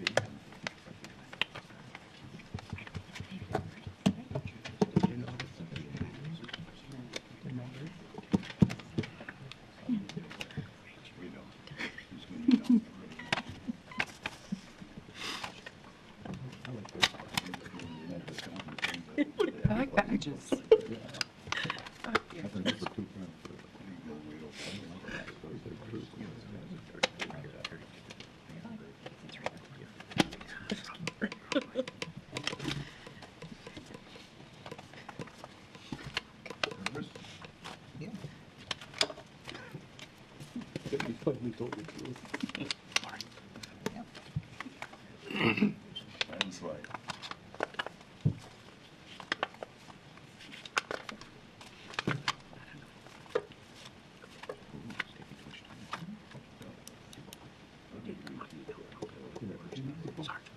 Okay, Ken received 15, Laura received 6. Thank you all very much.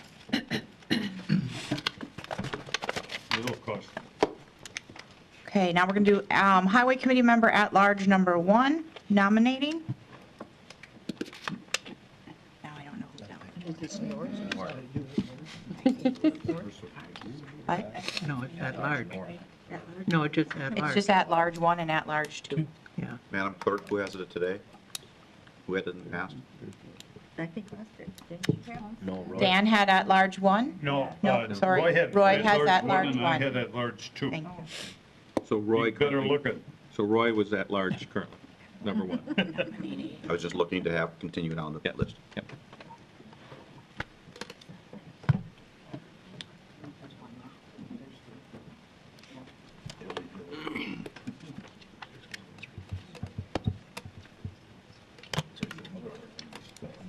Yeah. Open. I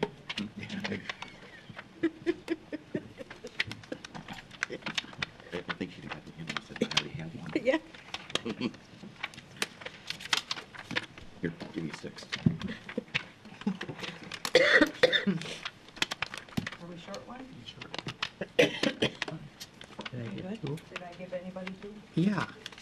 Wait. Vote twice. Vote often. Vote early, vote That didn't often. work. It's rigged. Yeah. Call the Russians.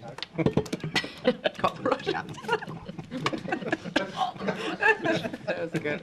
This is the first time. They're, I Yeah, they voted on tapped. one and I signed the other one. We've been hacked. we've been First time. Good thing. That was a good one.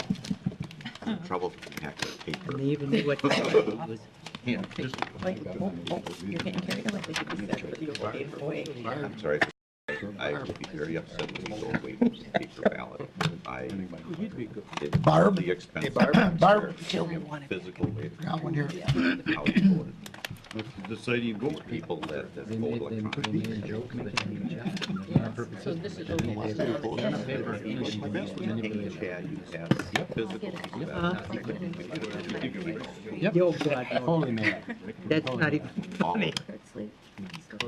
Well, I'm sure there's a way, whether that's an And it's a investment. 30-year-old now. Tax levy, I don't think so. Better that Just we wanna make use sure we every don't different code. So nominated are Roy Engelbert, Laura Vlies Wadachek, and Randy Halsted. So we got to vote for one of those three. At large one.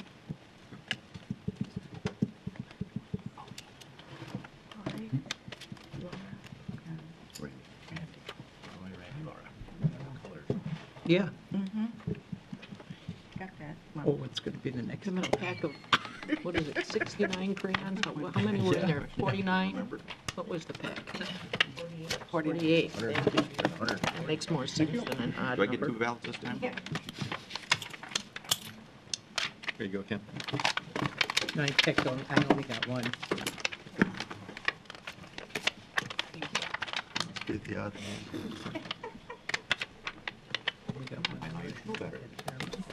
We're never going to, They went that way. we must went the other way. We're not predetermined though. No. Thank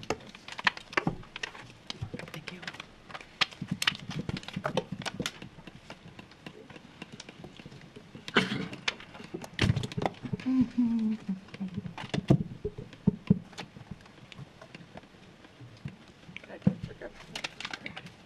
Yeah.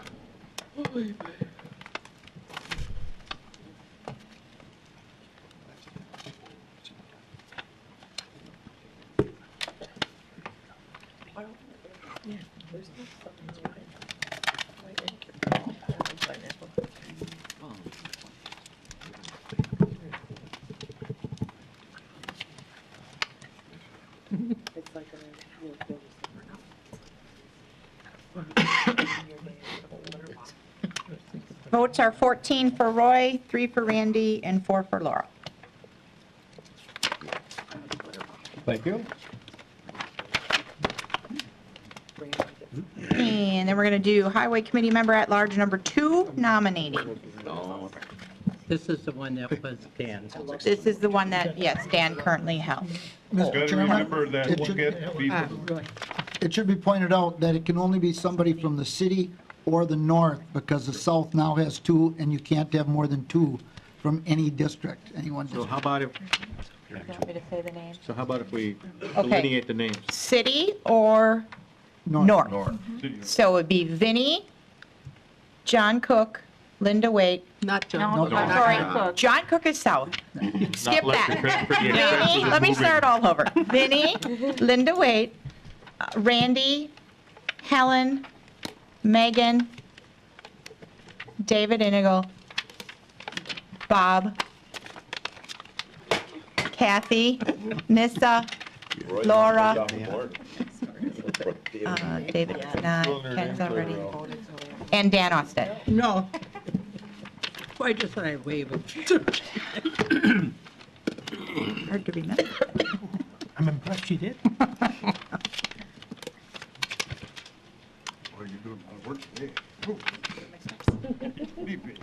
First, they don't want You getting your steps in for the day? to destroy it. Knee surgery, you gotta keep on doing exercises. On the first thing after a shower, I do exercises, but hopefully we've got 3 more sets to do. But you know, once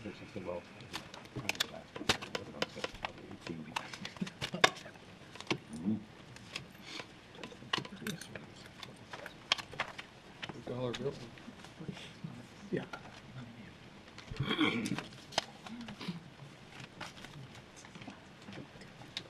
Votes are Randy, oh, sorry, nominate, I got ahead of myself, didn't I? Nominated are Randy and Laura. So now we'll go to the voting. At large, number 2.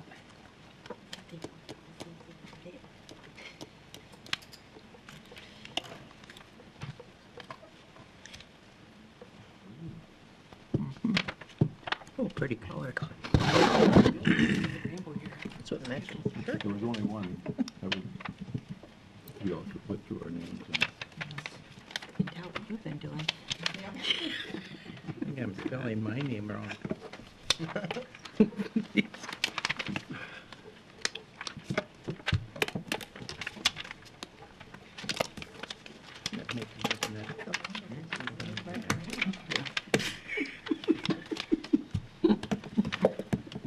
There's a plus only have 5 letters in your last name. Oh, hi there. I got that many in my shirt. Did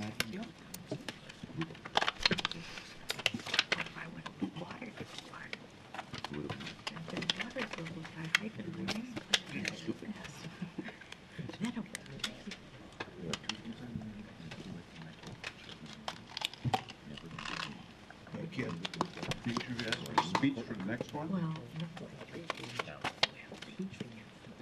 Chairman.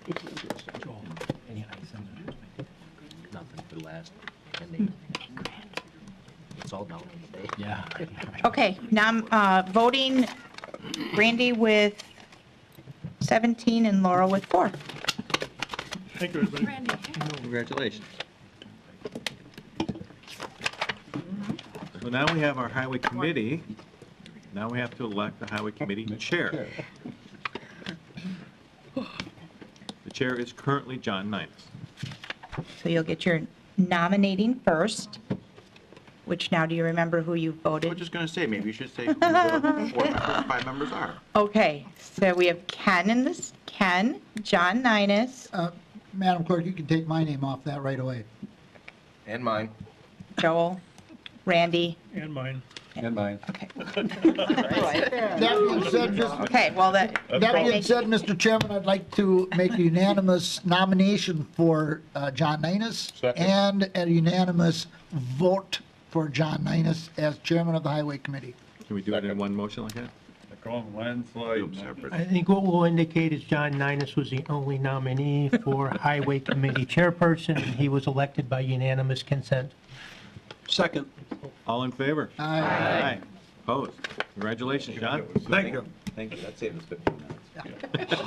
Yeah. Think of the paper we saved. Wait, what color slips were they going to be? They were pink. Pink. We saved it for next year. And gold, and gold. Yeah, this weekend proved good. Nobody hates John Ninus. He's going to give it to you. Well, we're supposed to have recess. Yeah, but the committee does their thing.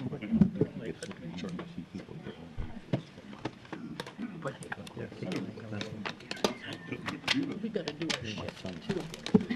Okay, we're going to continue with our reorganization, but we're going to move, normally now we would move into a recess and do committee on committee. We're going to take a few moments and we're going to go down to item Resolution 2018-26, an approval of donation from the Friends of Door County Park System for Paul Graff. So,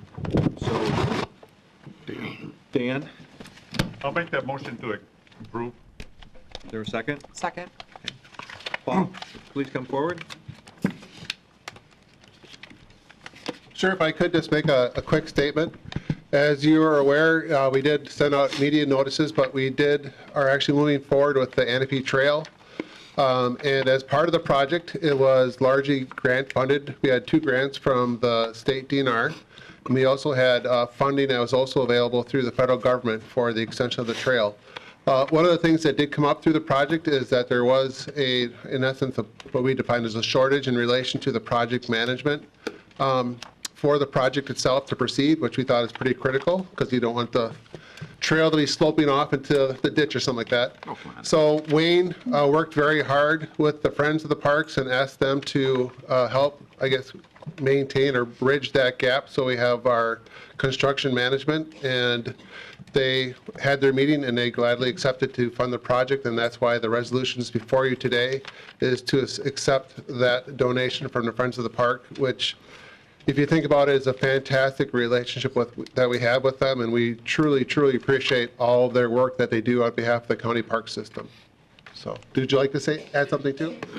I appreciate it. Just a few words, if a preacher can be short. In behalf of the Board of Directors of our group, Friends of Door County Parks Incorporated, as president, I'm happy to present this check in the amount of $16,800, which will complete the project as Ken described. I want to give credit that this is a continuing legacy that was begun by the late George Pitney when he was Parks Director, and the late Doug Rosberg, a retired DNR employee, who together launched the dream of forming a Friends group for our county parks. With this check, we are now rising to almost to the $200,000 mark of what we've been able to contribute. And we appreciate the opportunity to work in partnership with the Parks, then Parks Committee, and the group that will be in charge of our parks from here on, and with you as county commissioners, to improve our parks, to enlarge the facilities, not just for our visiting public, but for all people, our citizens as well. And we can be very proud of this treasure we have in our county parks. So thank you for the opportunity to give you some money. Thank you.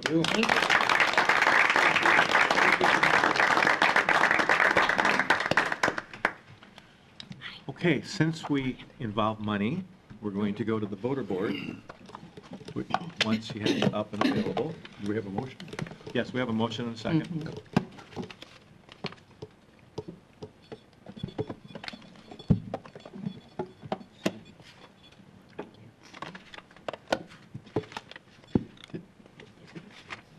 Just redo it. Just redo it? Do the whole thing. Yeah. There you go. Well, I did the first time. Yes, zero, no. Yeah, you'll get used to it the next 2 years. End up. Okay. Okay. We have to pick a machine. Too many buttons. We have two things. I'm going to call it the names for the committee on committees, and then we'll recess and confer and come back. Before we do that, I also want to explain this is normally now when we change the seating arrangements. So we're going to ask everybody to vacate when we recess so that the seating arrangements can be changed. And you'll have to come back in and find where your seats are. We're also going to throw a little tidbit out there to the first person, if anyone can figure out how the seating arrangement came to be or what it's based on. The first individual who can come up with the correct answer will have their choice to move wherever they would like to. Come on, I'd rather have 3 beers. That has to be done before the end of the day. There you go. Grant's the only one who's safe. So. Can we choose the front seat you're sitting in? on the board floor. Okay. Okay, the committee to confer will be Biz, John Ninus, Dan Osted, Ken Fisher, Ken Pavic, Susan Cohout, Kathy Schultz. So we are going to recess now. I expect we'll be back 11 o'clock. We gotta get our Okay. stuff out. Think they know. If you think you know how it's put together, raise your hand. Okay. 28 one way. If you, So then do any of you who raise your hand, who think you know it, want to change your seat? 56. Come on, Seth. The only one who's not happy with their seating. Actually, I don't mind this at all, but I wouldn't want to take in the back row. Yeah, what the heck? No, don't let him. Cook's in trouble. I won you. I'm not moving your stuff again, Dick. I haven't won yet either, so don't worry.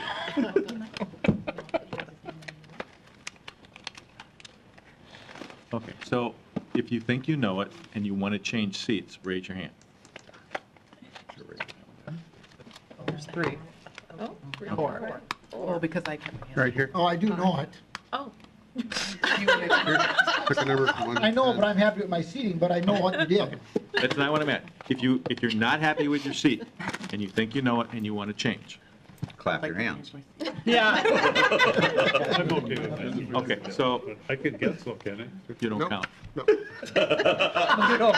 You're changing the rules on the fly.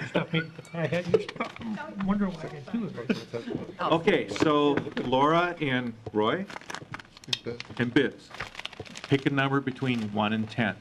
Wait, I want to be included No. too. Because I said I know how it's done. Laura, what's your number? Wait, Pick a number between 1 and 10. 6. What's your number? Biz? 7. What's your number, Roy? 3. Okay. How is the seating arranged? From the back, 3rd row, starts with first district, and it goes every other one. So 1st, 2nd, 3rd, 4th, 5th, every other one, and then when it gets back to this corner, then it goes right back up and fills in the spots. It's not correct. No, I was It going to say, does. good Well, it idea, does. but I would. It's first, second, It's not correct. every other one. Not the right answer. Not the right Biz. Calling answer. me, I know. By geographic, or Biz? geographic. The way I see it, there's really no rhyme or reason. Here's how I think you did it.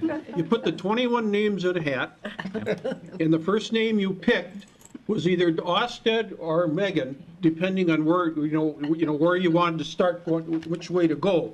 And then the second name was either Kathy or Fisher. And that's how you went through all 21 in that order to get us in a seat, because there's no reason why we're in here by seniority or any other reason. That's the only one that makes sense. Okay. You drew names. Roy, how do you think it was? I believe random. You just started one end and just kept on picking out of the basket. Okay, I get a chance to at least say what I think. You can say what you think, but you don't count. But you don't get a choice. I think you figured each stall has two. Stall? Each stall. We're gonna stall them. Can we get our heads locked? 11 were installed. I want to reconsider, Vice Chair. 12 and 9, that's 21. The next 2 make 20. Every 2 make 21. Oh, my. And that's how you did it. Wow. That's pretty good, but that's not correct. You didn't know you were that good, did you? Actually, that's actually really good. That though. is really That's good. ingenuity. Except when you hit 16 Doesn't work here. and 6. Dan, Now you're wrong, Kenny. 22. 15 and 6 is 20. That's to me. Okay, Joel, you told me when I walked in, you thought you had it. What do you have? I think that there was great logic put into this. You started with That's a good furthest start. south, furthest north, and you worked your way up to the center of the city. However, it does get discombobulated because you are not in the equation because of your geographic location in the peninsula. But you started north and south and worked up, and that's why they meet in the middle. There's some good theories. Write them down for next time? Here's what we did. We took the lowest denominated district and the highest denominated district, so 1 and 20 are next together. Yep.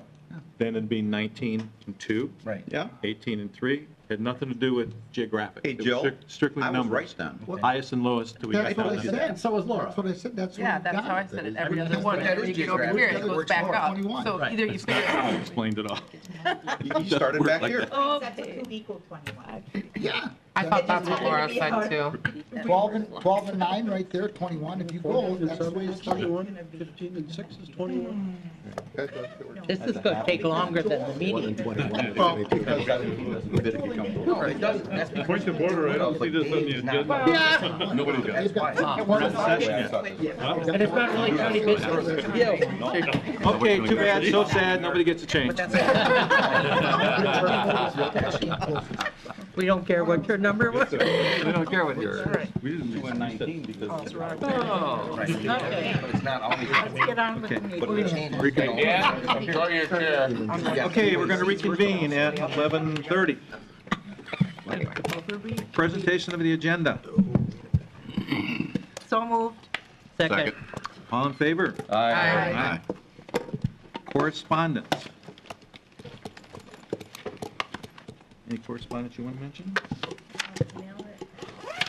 We have one correspondence to add to your packet. We did receive an email from a Beth Coleman from Ellison Bay, who is, the gist of her email is that she wants us and asking us, the board, to support the United to Amend resolution that's on the agenda for today.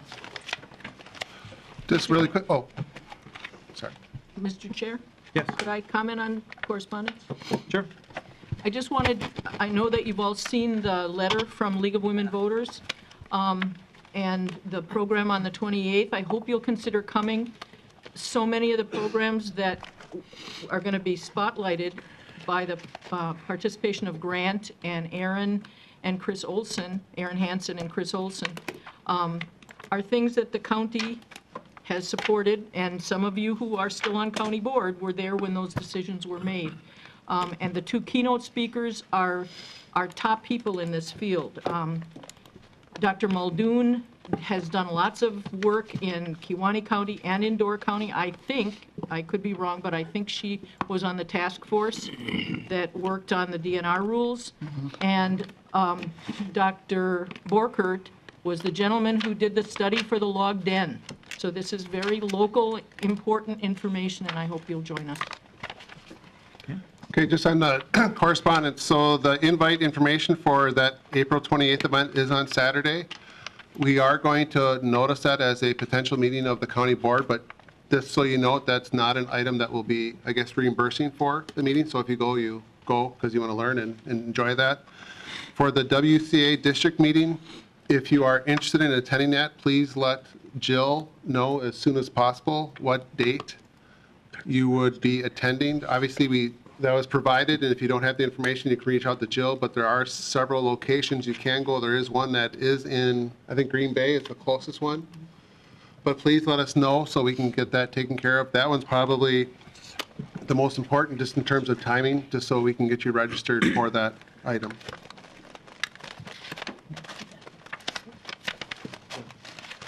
Right?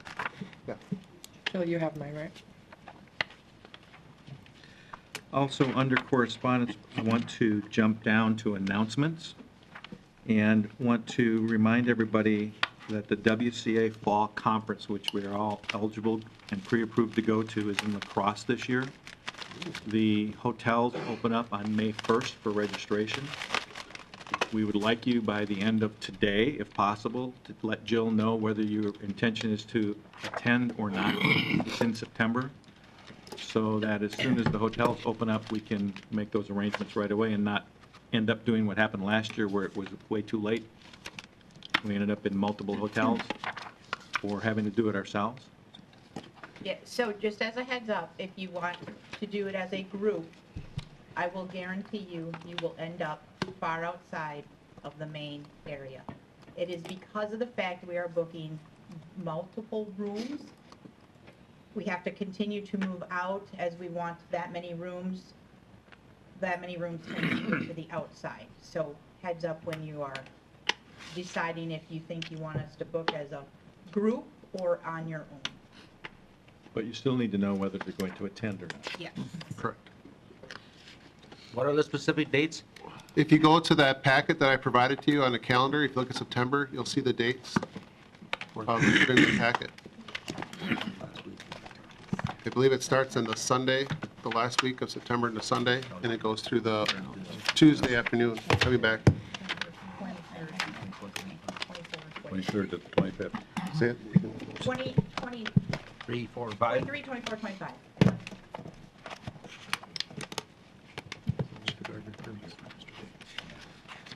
Okay, back up to the agenda. Next item will be public comment. Public comment, there may be a number of people that would like to comment public today. That's great. Our comment period is limited to a maximum of 30 minutes. and each individual commenter is limited to a maximum of 3 minutes. And you cannot cede your time to somebody else. So I'll open it up for public comment. If anybody would like to approach, please state your name, address, and what you'd like to speak about. My name is Marcus Ritter. I live at 1336 Utah Street, not far from the WDOR station.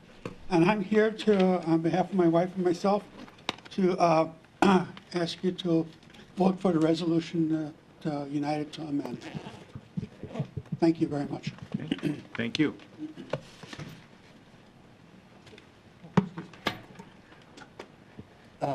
Good morning. My name is Tom Thurman, 9135 Gibraltar Bluff Road in Fish Creek, Wisconsin.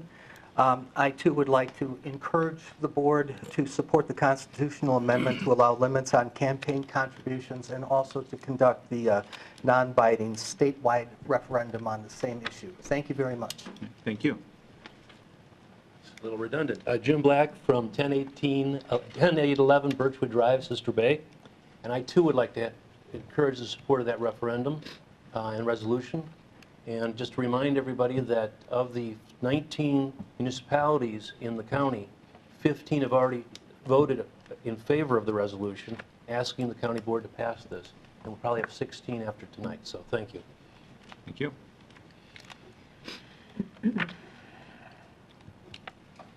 Dan Powers, 345 West Redwood Place here in the city. Just wanted to update you briefly on, since the April 3rd election in the state of Wisconsin, 9 more municipalities have passed the same resolution that's before you. Greene County, 78%, St. Croix County, 77%, La Crosse, 88%, Marshfield, 81%, Sun Prairie, 83%, Rice Lake, 81%, Village of McFarland, 79%, Wittenberg, 83%, and the town of Sand Creek, 77%. Over history of presidential elections, 3 of the greatest landslides were 1936, Franklin Roosevelt, 60.8%. Lyndon Johnson, 61%. And in 84, Ronald Reagan was 58.8%. When you listen to the percentages this resolution passes by, the average of the now 129 places of municipalities in Wisconsin, over 70 have done it by referendum. The average they passed by is 78%. Actually, it's just gone up to 79%. And as you can see, Greene County, 78, St. Croix, 77. That brings the number of counties that have voted on this to 11. You would be the 12th. Jackson County has been added for a referendum in November. When those presidential elections are looked at, they are considered the largest overwhelming landslides of popular vote in the history of our country. They are dwarfed at 61% by what these referendums are passing by. Between that and, as in your packet, as you read through the whereas clauses and the final, whereas and then the therefore, if you look at that logic, I think I'm not going to repeat it for you. You've all read it and seen it. That lays out why you're seeing these kinds of numbers being voted on. Thank you very much. Thank you. Good morning. Shirley Senerigi, 604 West Spruce Drive here in Sturgeon Bay. And I also would like to speak to the resolution regarding campaign finance contributions. And I want to say that I'm speaking as an individual today, not as a representative of any of the groups that I sometimes am here speaking for, just as an individual. I personally have known too many individuals in our county who I think would have been excellent candidates and elected officials at our state and national level. They chose not to get involved and not to run because of the overwhelming experiences related to campaign finance, funding, and raising money to run for elections. That's one of the reasons why I think this is an important issue for you to address. The other is I really I believe that it is an issue to address at the state level, and hopefully we can all make our individual voices known at the ballot box. But municipalities have strong influence on state government, and this county board can join other county boards in influencing the state level to bring this to referendum. So I encourage you to support this resolution. Thank you. Thank you. Anybody else? If not, we'll close public comment. Is there any supervisor response?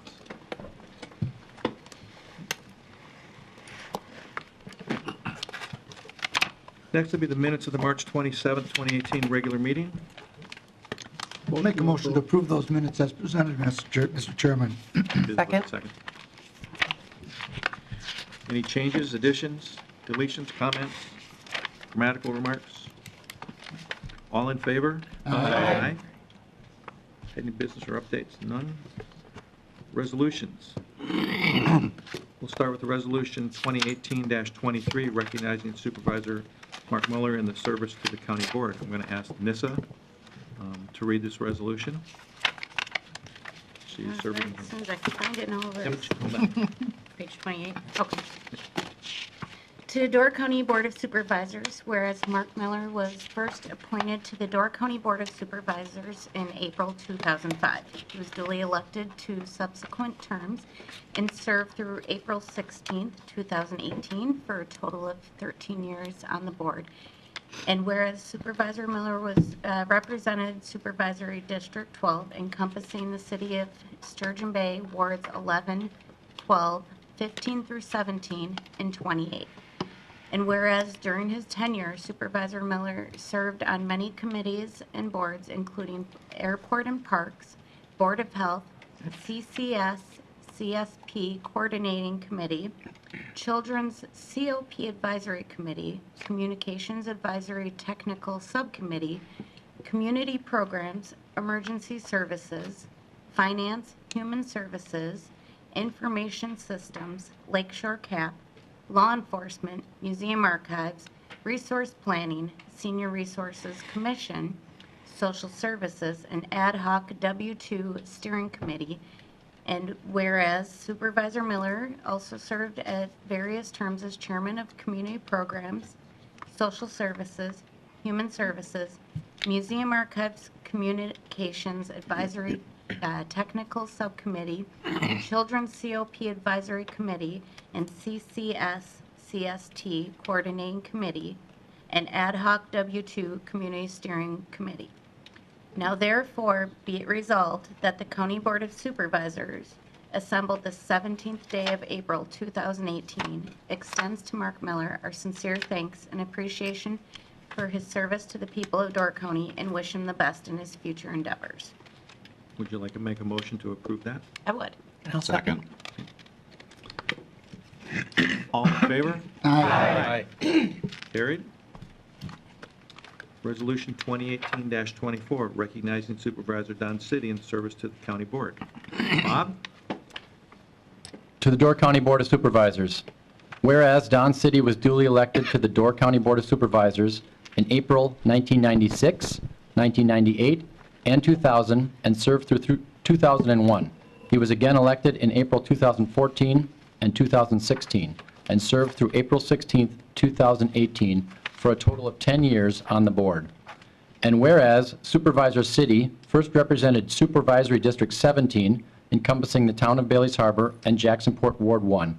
In his second term, he represented District 19, encompassing the town of Bailey's Harbor Ward 2 and town of Liberty Grove Ward 3.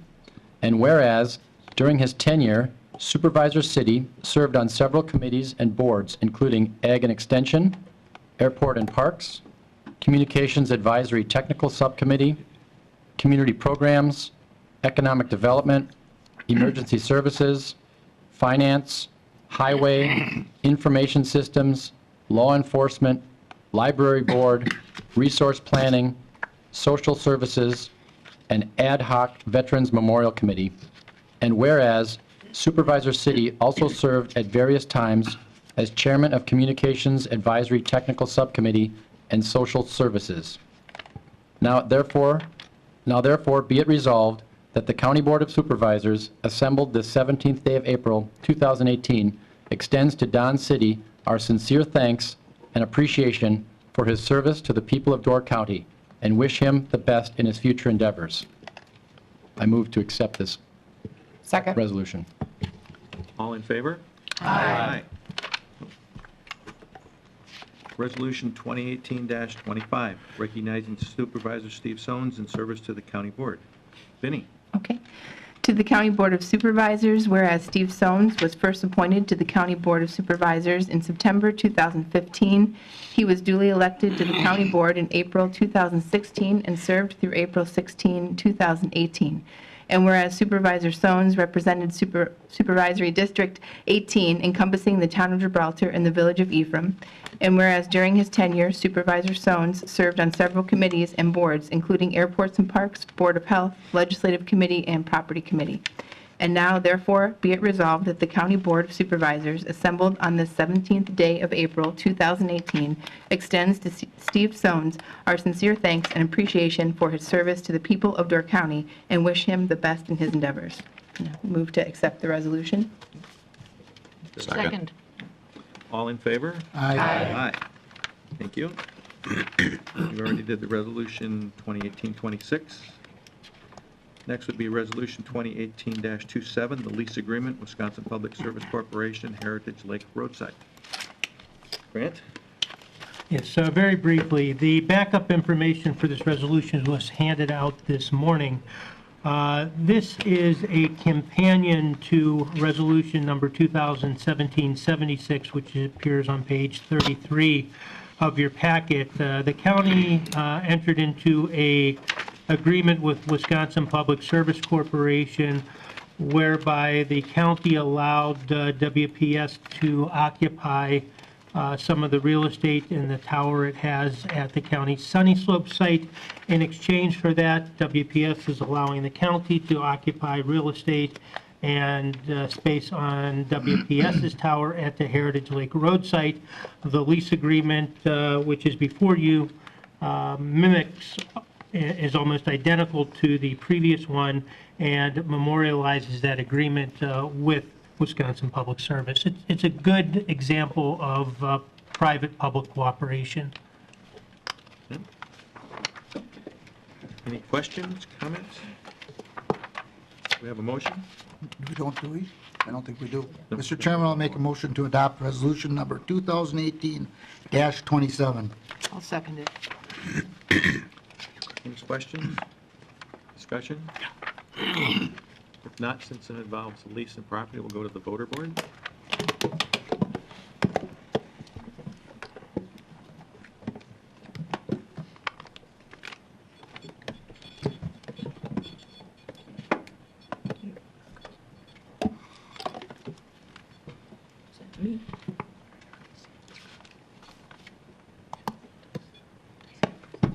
That has passed a vote 21 yes, 0 no. Resolution 2018-28, disposition of real estate acquired by judgment issued under statute 75.521. Again, this has to do with the judgment the county took last year under the in-rem tax foreclosure proceedings. The county acquired these two parcels of property. One is in the town of Liberty Grove. It is the site of the Gus Klenke Garage. The town of Liberty Grove contacted the county, was interested in acquiring the property for purposes of preserving it and allowing it to be in public ownership. As I think most of you know, it's somewhat of a historic monument and a tourist attraction. And in exchange for that, the town is willing to make payment of $956.31, which represents the county's break-even point with past due taxes, penalty, and interest. The second parcel of property is within the city of Sturgeon Bay on Hague Arbor Road, almost directly across from the video rental place. The city of Sturgeon Bay contacted us and was interested in acquiring it to facilitate some development on that side of the street. The city council will be considering this matter tonight and making a decision, but their finance committee, as I understand it, the city level has agreed to make payment of $19,000. Again, that roughly gets us to the break-even point with past due taxes, penalty, and interest. And the Finance Committee considered this and believes it's a good idea. And in essence, this disposition serves a public purpose for each of the properties. Would you like to make a motion? I was not able to be at the meeting, so. Roy? Mr. Fisher? Mr. Chairman, I'd like to make a motion to adopt resolution number 2018. Roy already did that. Oh, I'm sorry. We need a second. Well, I'll second it then, Mr. Chairman. Any discussion, questions? Not, we'll go to the voter board, please.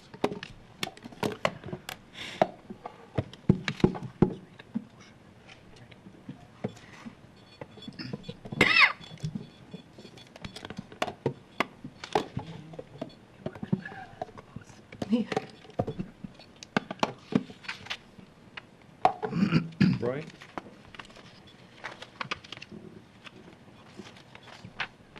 That has passed. Vote of 21 yes, 0 no. Resolution 2018-29, transfer of non-budgeted funds, purchase and installation of Cartelay cellcast content broadcasting proposal for the Door County Jail. Kathy, would you like to explain that one? You weren't here, sorry. I wasn't here, no, that's what I just said. Somebody else like to explain that one. I can explain it when I get a motion first. Mr. Chair, I'll make a motion to approve Resolution 2018-29, transfer of non-budgeted funds. And I'll second. Sure. What this is for software and actually some hardware related to what's required as far as meeting requirements within our jail. What it allows is allows our Tammy Stern, who is the administrator for our jail, to actually issue notices to inmates related to publications that they must meet in terms of requirements. The funding for this is actually coming out of the account that's actually set aside for such expenses and qualifies for such. So it's not actually taken out of the general fund, it's actually taken out of that account. And that's the purpose for the resolution today, because it was not initially a budgeted item, but now it's coming forward as a project to move forward and funded as such. Questions? Now we'll go to the voter board.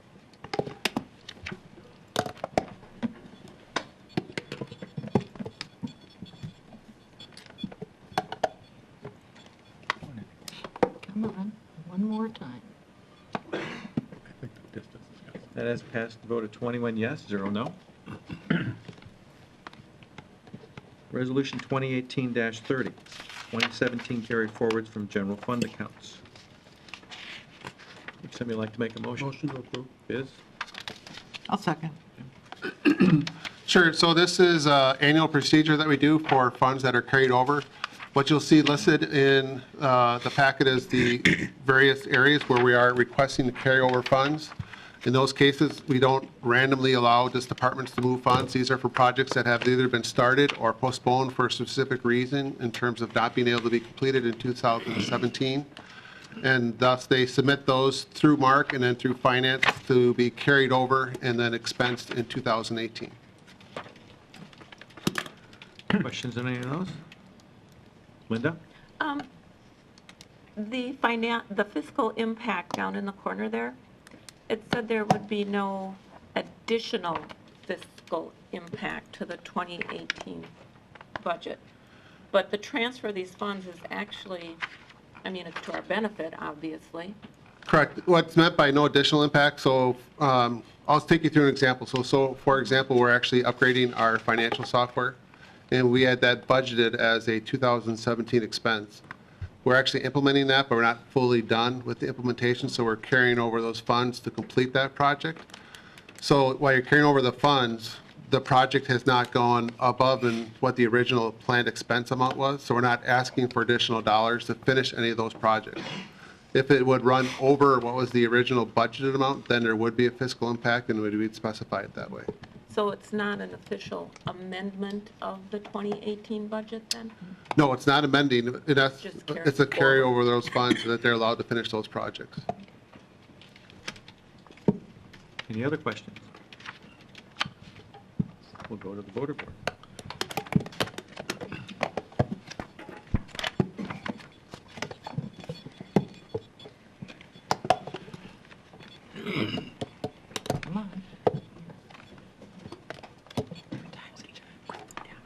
That has passed the vote of 21 yes, 0 no. Resolution 2018-31, approve the fiber lateral agreement for the NWTC Learning and Innovation Center in Sister Bay. From admin. Ken, would you like to introduce this? Well, I'll make a motion to approve it. Second. That's what you're asking for. Just patience, Joel, patience. I'd like to make a motion to adopt resolution number 2018-31, approval of fiber lateral agreement with NWTC. I guess, very briefly, in 2014, the county... I could have explained it, but go ahead. You want to? No. Yes, let Ken explain it. I've stepped on Kenny's toes now. In 2014, the county entered into a partnership with Cellcom. In the resolution, it is reflected as Brown County Select LLC, and participated in a project to place a fiber optic backbone throughout the county. And it was understood when we did that we would allow other defined public and private entities to attach to that fiber optic backbone, at least the county's 6 strands. I think this is the 4th such agreement, the other 2 being with Southern Door School District and Sevastopol School District, and last month Lawrence University. And this has to do with the NWTC Learning and Innovation Center in Sister Bay. The fiber route agreement, the fiber lateral agreement that you're considering today matches up in terms of the term with the fiber route agreement and maintenance agreement we have with Ensight, and it was considered and approved by the administrative committee as serving a public purpose in the public interest as spelled out in the resolution. The agreement is more or less a boilerplate I've developed for consistency purposes. We're requiring everybody to execute basically the same agreement to hook into the county's laterals. So. Any question? We'll go to the voter board.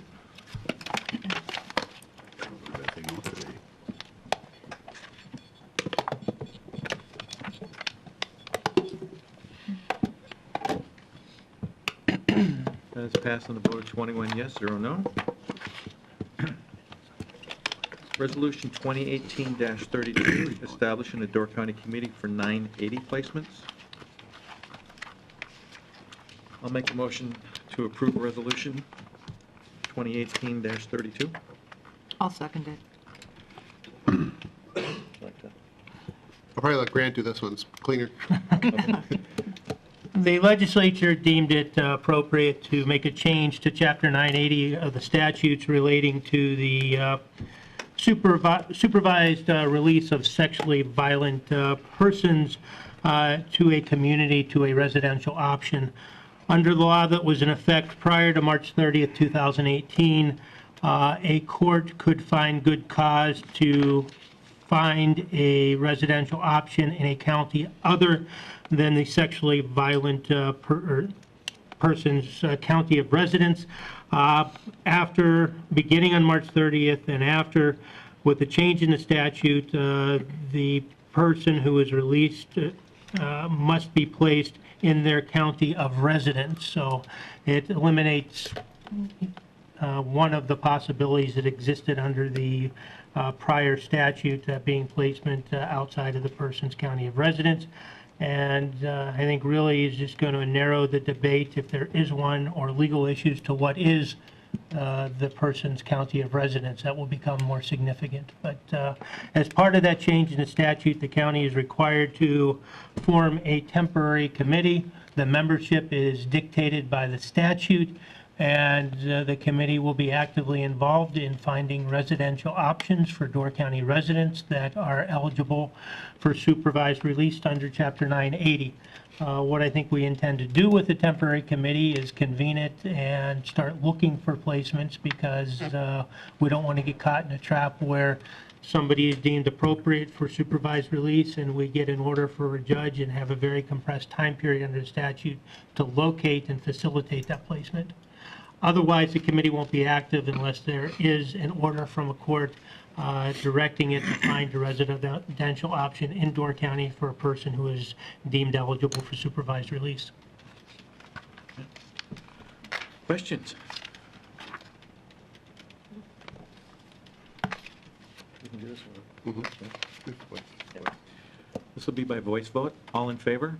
Aye. Opposed? It's passed. Resolution 2018-33, supporting a constitutional amendment to allow limits in campaign contributions and conducting a non-binding statewide referendum. Susan? I would like to move that we support Resolution 2018-33, supporting a constitutional amendment to allow limits on campaign contributions and conducting a non-binding statewide referendum. Second. Mr. Chair, may I Yes, speak? Susan. You have in your packets a number of pages, one giving the history of this issue, another that shares the activities that have been happening in this county over the last year or so, another one bringing you up to date on Wisconsin's activities, different communities in Wisconsin through the April election, and another memo from our committee sharing some of our thoughts as to why we brought this forward. I'm not going to comment on any of those. I think you've read them and so on. But what I would like to comment on is the elephant in the room. Whether or not this is an issue that's appropriate for the county board to address as a local nonpartisan board. I know that some of you have been concerned as to whether it's appropriate. And what I would say to that is, the main criteria that we talk about in legislative committee to determine whether we should take on an issue to discuss it and to act on it possibly is, does it affect the county? Does it affect our citizens? Does it affect our staff and their ability to provide the services that we wish them to provide? And I don't think there's any question that having this amount of dark money floating around in our election system makes a difference. You saw a few examples we gave in the memo, and I'm betting if I went around this room, there are supervisors who could list a number of others as well that have been affected by the amount of money in our political system.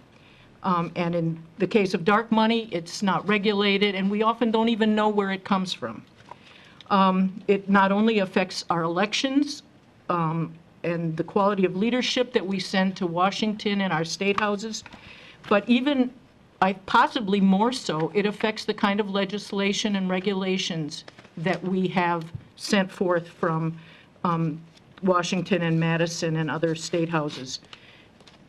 What we've seen is a lot of often very quick legislation that's fast-tracked, that the public doesn't even have time to find out what it means exactly and the pros and cons, and to have time to weigh in. We see that often our staff, not only are they not asked how this proposal is going to affect our citizens, but even when they weigh in, even when they give their opinions, we're not often listened to, or many times we're not listened to. And that's in effect because we're outshouted by well-funded groups who have more power because of that over the voices of the individual citizens. So does it affect us? Absolutely. And because of that, I think it's not only appropriate that we weigh in on this, I think it's our responsibility to weigh in on it.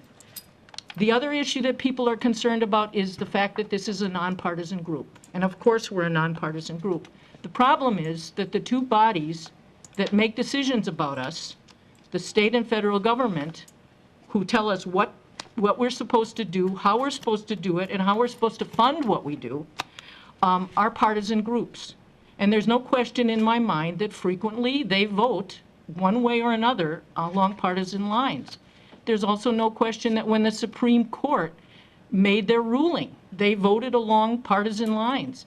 But the fact is that because other people act in partisan ways doesn't mean we have to.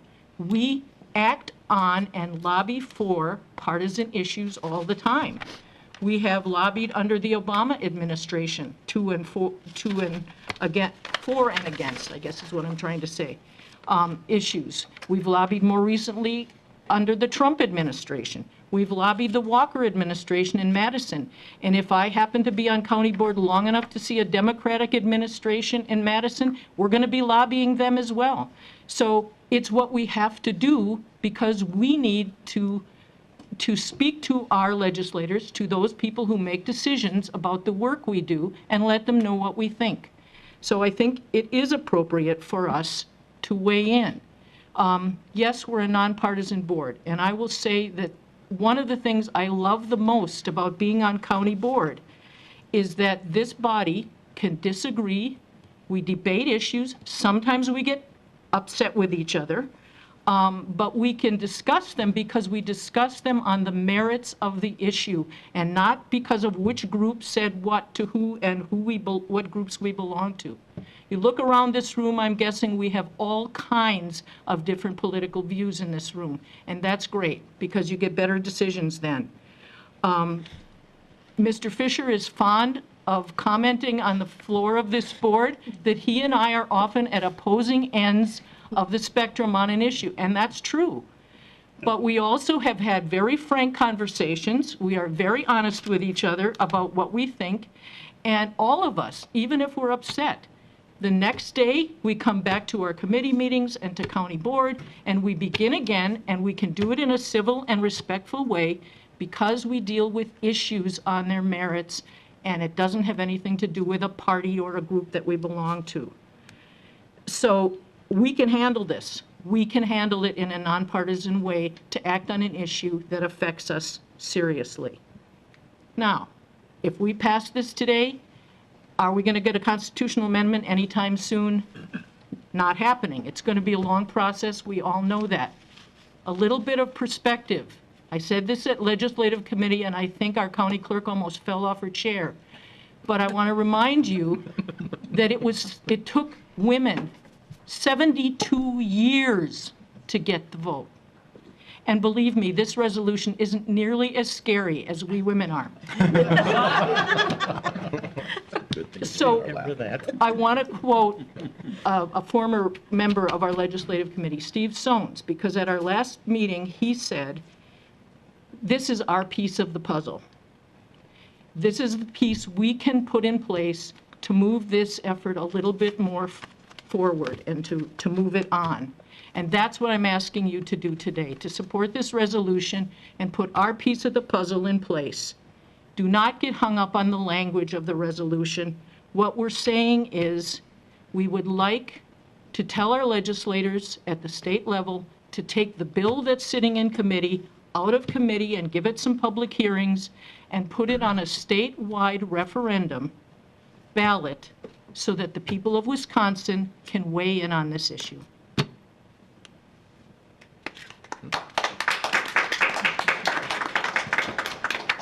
Anybody else?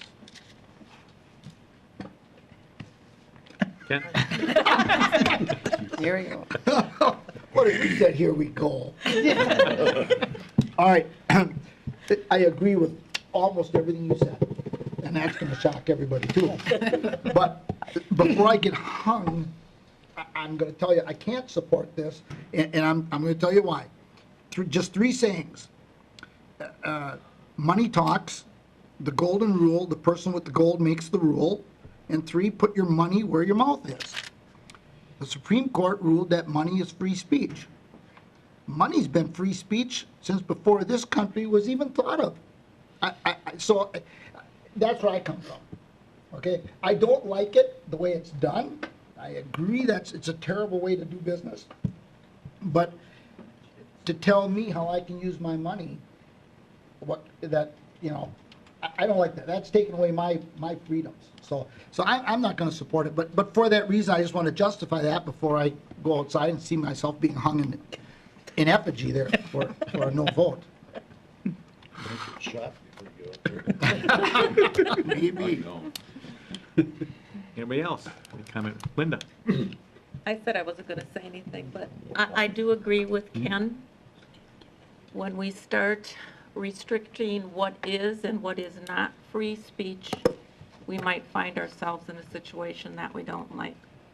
However, talking to some of the Sebastopol constituents, they feel strongly about this resolution. It is their voice and I guess our opportunity to reflect their voice. So, in support of the resolution. So I'm at a quandary. I agree with both. Helen? I know on the legislative committee, we discussed at length the comments that are the language that Ken commented on, and we know that this would not be the final language. We debated the language quite a bit. A lot of us maybe didn't really like the language, but that was kind of the language that has appeared in other resolutions, and instead of rewriting the resolution, we decided to go along with it as it was written, knowing that there were problems with the language. Anybody else? Susan? If there isn't another, I would like to answer Ken for a minute. We do have campaign finance laws on the books. They have to do with candidates and parties. So you're already restricted, Ken, a little bit. This applies to the dark money, the money that when you see the ads on TV that say not paid for by a candidate, but paid for by, and then they'll give a name for the thing. It's money that they call dark money that is, you don't have to prove who gives it, you don't have to prove how much. That's the unrestricted money that this resolution is talking about.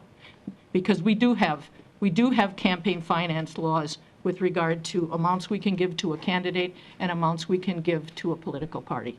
Those are already on the books. Anybody else? If not, we'll go to the voter board.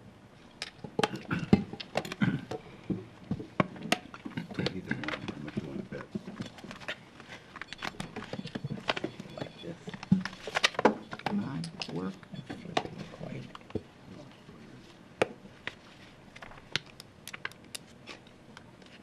That is passed on a vote of 19 yes, 2 no.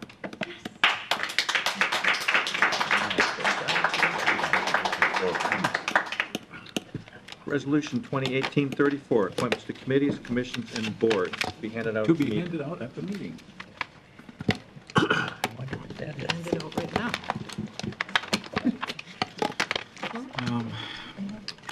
Here's the real thing is nobody read. Yeah. Nobody read the I know what they are. actual verdict. You know what they are? I was in a committee meeting. Not the same. Okay, where do I sit? Can I give a drum roll or? Oh, shut up, you know where you sit. No problem. Of course you are. I did. We got them off the road as far as they go. Right, and what are the votes on the finance that make the question on a larger, one thing away. Could be fun, huh?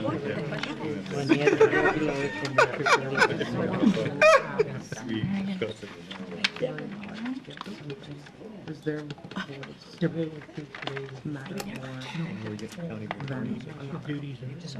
that's where my comes from. You haven't gone to Iowa? I could make the comment? Oh, I'm sorry. Which one? Good. Finance? No. I suppose. I think. So fine. Well, yeah, because, you have control of the legislature. You don't deserve one. This is scary. I'm on. I do want to make committees just with the two of you. one comment on the sheets that are handed out, and that's why it took us a little bit longer in terms of when the committees on committees was meeting. There's going to be, I guess, 2 changes to point out that would be, I guess, a deviation from just our regular appointments. The first one is under land conservation. Traditionally, that was a 4-member committee with a additional person from the public appointed. It has now been changed or recommended to be changed to a 6-member committee with additional member from the public. So that'd be a total of 7 members, and you'll see the appointments related to that as such. The other change is not really a change in the size, but just the appointments would be for the museum committee. So under the museum committee, on the last time, we appointed 5 county board members, and then we had 2 members that were part of the Friends of the Museum. And that was changed to have that be a 7-member committee with all county board members on that. So those are the 2 primary changes that were discussed in the committee and committees. So I just wanted to point that out. So if we approve this, that will alter our rules by approving this, given the number of people on the committees and the change in the museum. Right, so, I mean, and just for reference, so earlier in the meeting, you approved the rules, and you'll see that on the committees, we had the parentheses as far as the size. But if we adopt this, that means we'll go back and we'll edit that to make those reflected changes.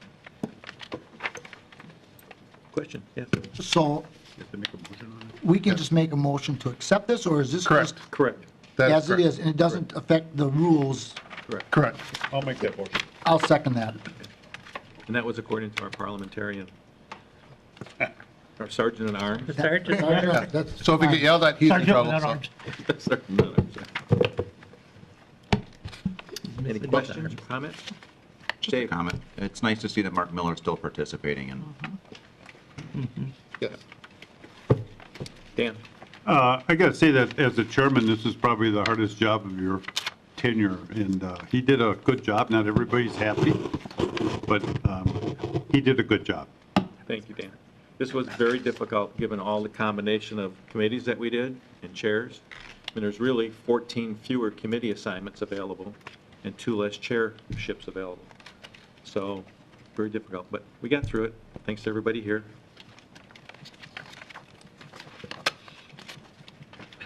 Can you do this by voice?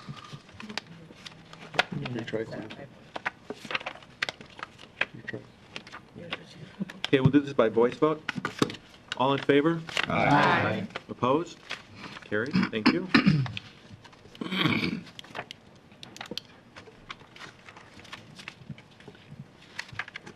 Look forward to all the work you're going to do over the next year. Okay, ordinances, report, amendment to the zoning map of Jacksonport. Mr. Fisher. Thank you, Mr. Chairman. I'd like to make a motion to accept the zoning map amendment for Jacksonport report. I'll second it. I'll read this because of what we did, we being the RPC. William Anderson, doing business as Port Storage Company LLC, on behalf of David Rack, is petitioning for an amendment to the detailed zoning map of the town of Jacksonport to rezone a vacant 2.55 acre parcel and a vacant 1.82 acre parcel from the small estate zoning district to the mixed-use commercial zoning district. Anderson is also petitioning to rezone the southern 200 feet of a vacant 12.03 acre parcel from the small estate zoning district to the light industrial zoning district. The 3 parcels are located south of State Highway 57 and west of North Cave Point Drive in Section 22, Town 29 North, Range 27 East. I think they had a map here of it. Yeah. Yes, they did. Is everybody familiar with where that is? Well, I'm not hearing anybody holler no. So you see the top 2 parcels. The RPC decided not to rezone that, but we did rezone this, the 200-foot section that has the SC to light industrial, because that we just felt that the 2 parcels, because of what could be done with that, you know, the zoning sticks even after the business goes. So we felt that given the location of what could be made out of those couple lots, would be a detriment to the surrounding area. The 200 feet we figured was okay since there already was a storage facility south of that, and that is what you see as zoned light industrial on the bottom of the map in blue. So those were our decisions, if I remember correctly, Supervisor Cole? Absolutely. So if you need further, so we okayed the one, turned down the other, and that was, that's what we did. So that's the report. Okay. So we have a motion and a second by voice vote to To adopt. accept- To to accept accept the the report, report. yes, yes. All in favor? Aye. Aye. Opposed? And then, Mr. Ordinance Chairman, 2018-08. yes, I'll make a motion to accept amendatory zoning ordinance 2018-08. Second. And I got a little bit ahead of myself and gave more of an explanation as to what we did in our decision. So I don't have to repeat myself, now you know just as much as I do. So now less is more. That's right. If you need more explanation, I think Mariah's in the background, and she can answer any more complicated questions than what I can. Questions or further? Linda? Was the town of Jacksonport okay with this, Mr. Fisher? The town of Jacksonport okayed, I believe they okayed both. Planning committee, we approved both of them, and the town board did. So yes, we went against them. Okay. Partially. Partially. So wait, Randy, would you say, so you approved both changes? Correct. And RPC approved one change? Okay. Right. Any other questions? We'll go to the voter board. It's an ordinance.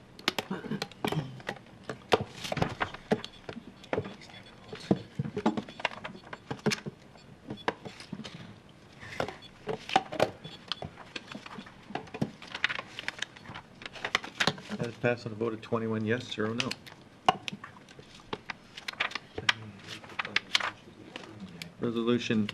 Ordinance 2018-09, amendment of Chapter 11.05 Door County Code, all-terrain vehicles and utility terrain vehicle routes. Mr. Chairman, I'll make a motion for approval. Second. Quick comment here. This has got to do with the ATV trails in Door County. And it's a work in progress as we work our way through the county, and each time we add another piece to it, it has to come before this board. Grant has got us a template that we can just add it to it without reinventing the wheel at every time. This, what we're approving now, came before the highway committee, and it's nothing but 40 acres connecting one route to the other route. And the highway committee see no problem with the RTV trails being on there. So that's why we're recommending approve it. But you're going to see this coming back continuously for the next year as we work our way up north. If you got any questions, I'll maybe answer a little more. Nancy? I don't know, but being that I live in the town of Gardner and county and from Fox Lane southerly to the Gardner town line, County N doesn't meet up with Fox Lane. There is a County C in between, a portion in there. We were only presented with what you're seeing up on top from C to CB. That's what we're addressing at this time. Oh, okay. So you missed your chance earlier. I didn't see this. Okay. We passed all the other seven. Okay. Anybody else? You, yeah. Okay. Now we'll go to the voter board.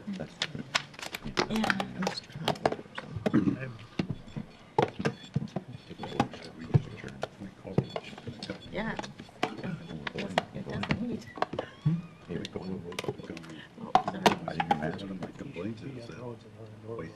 That's passed on a vote of 21 yes, 0 no.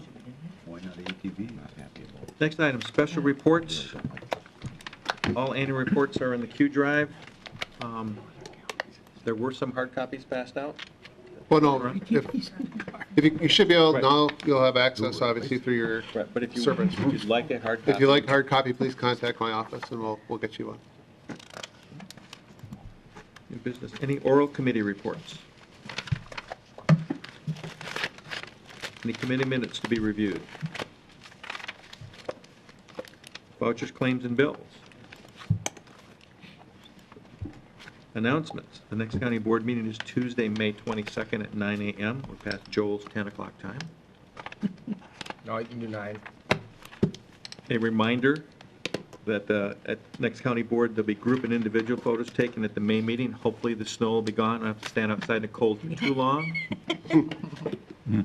Please put your Sunday best on. And arrive no later than 8:30 a.m. so we can have it done prior to the start of the meeting. Again, the WCA district meetings are there. Please let Jill know about the fall conference. Although it's not listed, the code for today's is 416. And Dan has something he'd like to say. Mr. Chairman, that there's no further business. Oh, wait, there is, I'm sorry. There is, yep. Susan. I just have a question. Can you give us the timing for the DCEDC dinner? What time does that start? It's at noon. Yep. Right at noon. Starts at noon. John? Yes, the Highway Committee is planning on going on its road inspection the same day that we have our committee meeting, trying to save some money here. If anybody in their district has a road that they believe should be reviewed or looked at or want a decision on, I recommend you get in contact with John Kaloji, a member of the committee, and after a highway inspection, road inspection, we'll get back to you with an answer on what's going on with the road that you're requesting. And then just one last minute before you guys start to scramble. If you'd like some training on your surface, we're going to provide that right after, just for a little bit. So if you need any training, please stay. If not, Rob's in the back, going to raise your hand. So the gentleman in the back from our Technical Services Committee, he'll be providing us a short training so that way you can leave the room confidently to access all your emails and agendas. And with that, I'm done. Thank you. Dan was raising his hand to let everybody know he's going to go to that training. Okay. Yeah. Yes, please do. Yeah. Yes. I'll make a motion since there's no further business to adjourn the county board. Need per diem? I'll second that, Mr. Chairman. All in favor? Aye. Thank you very much.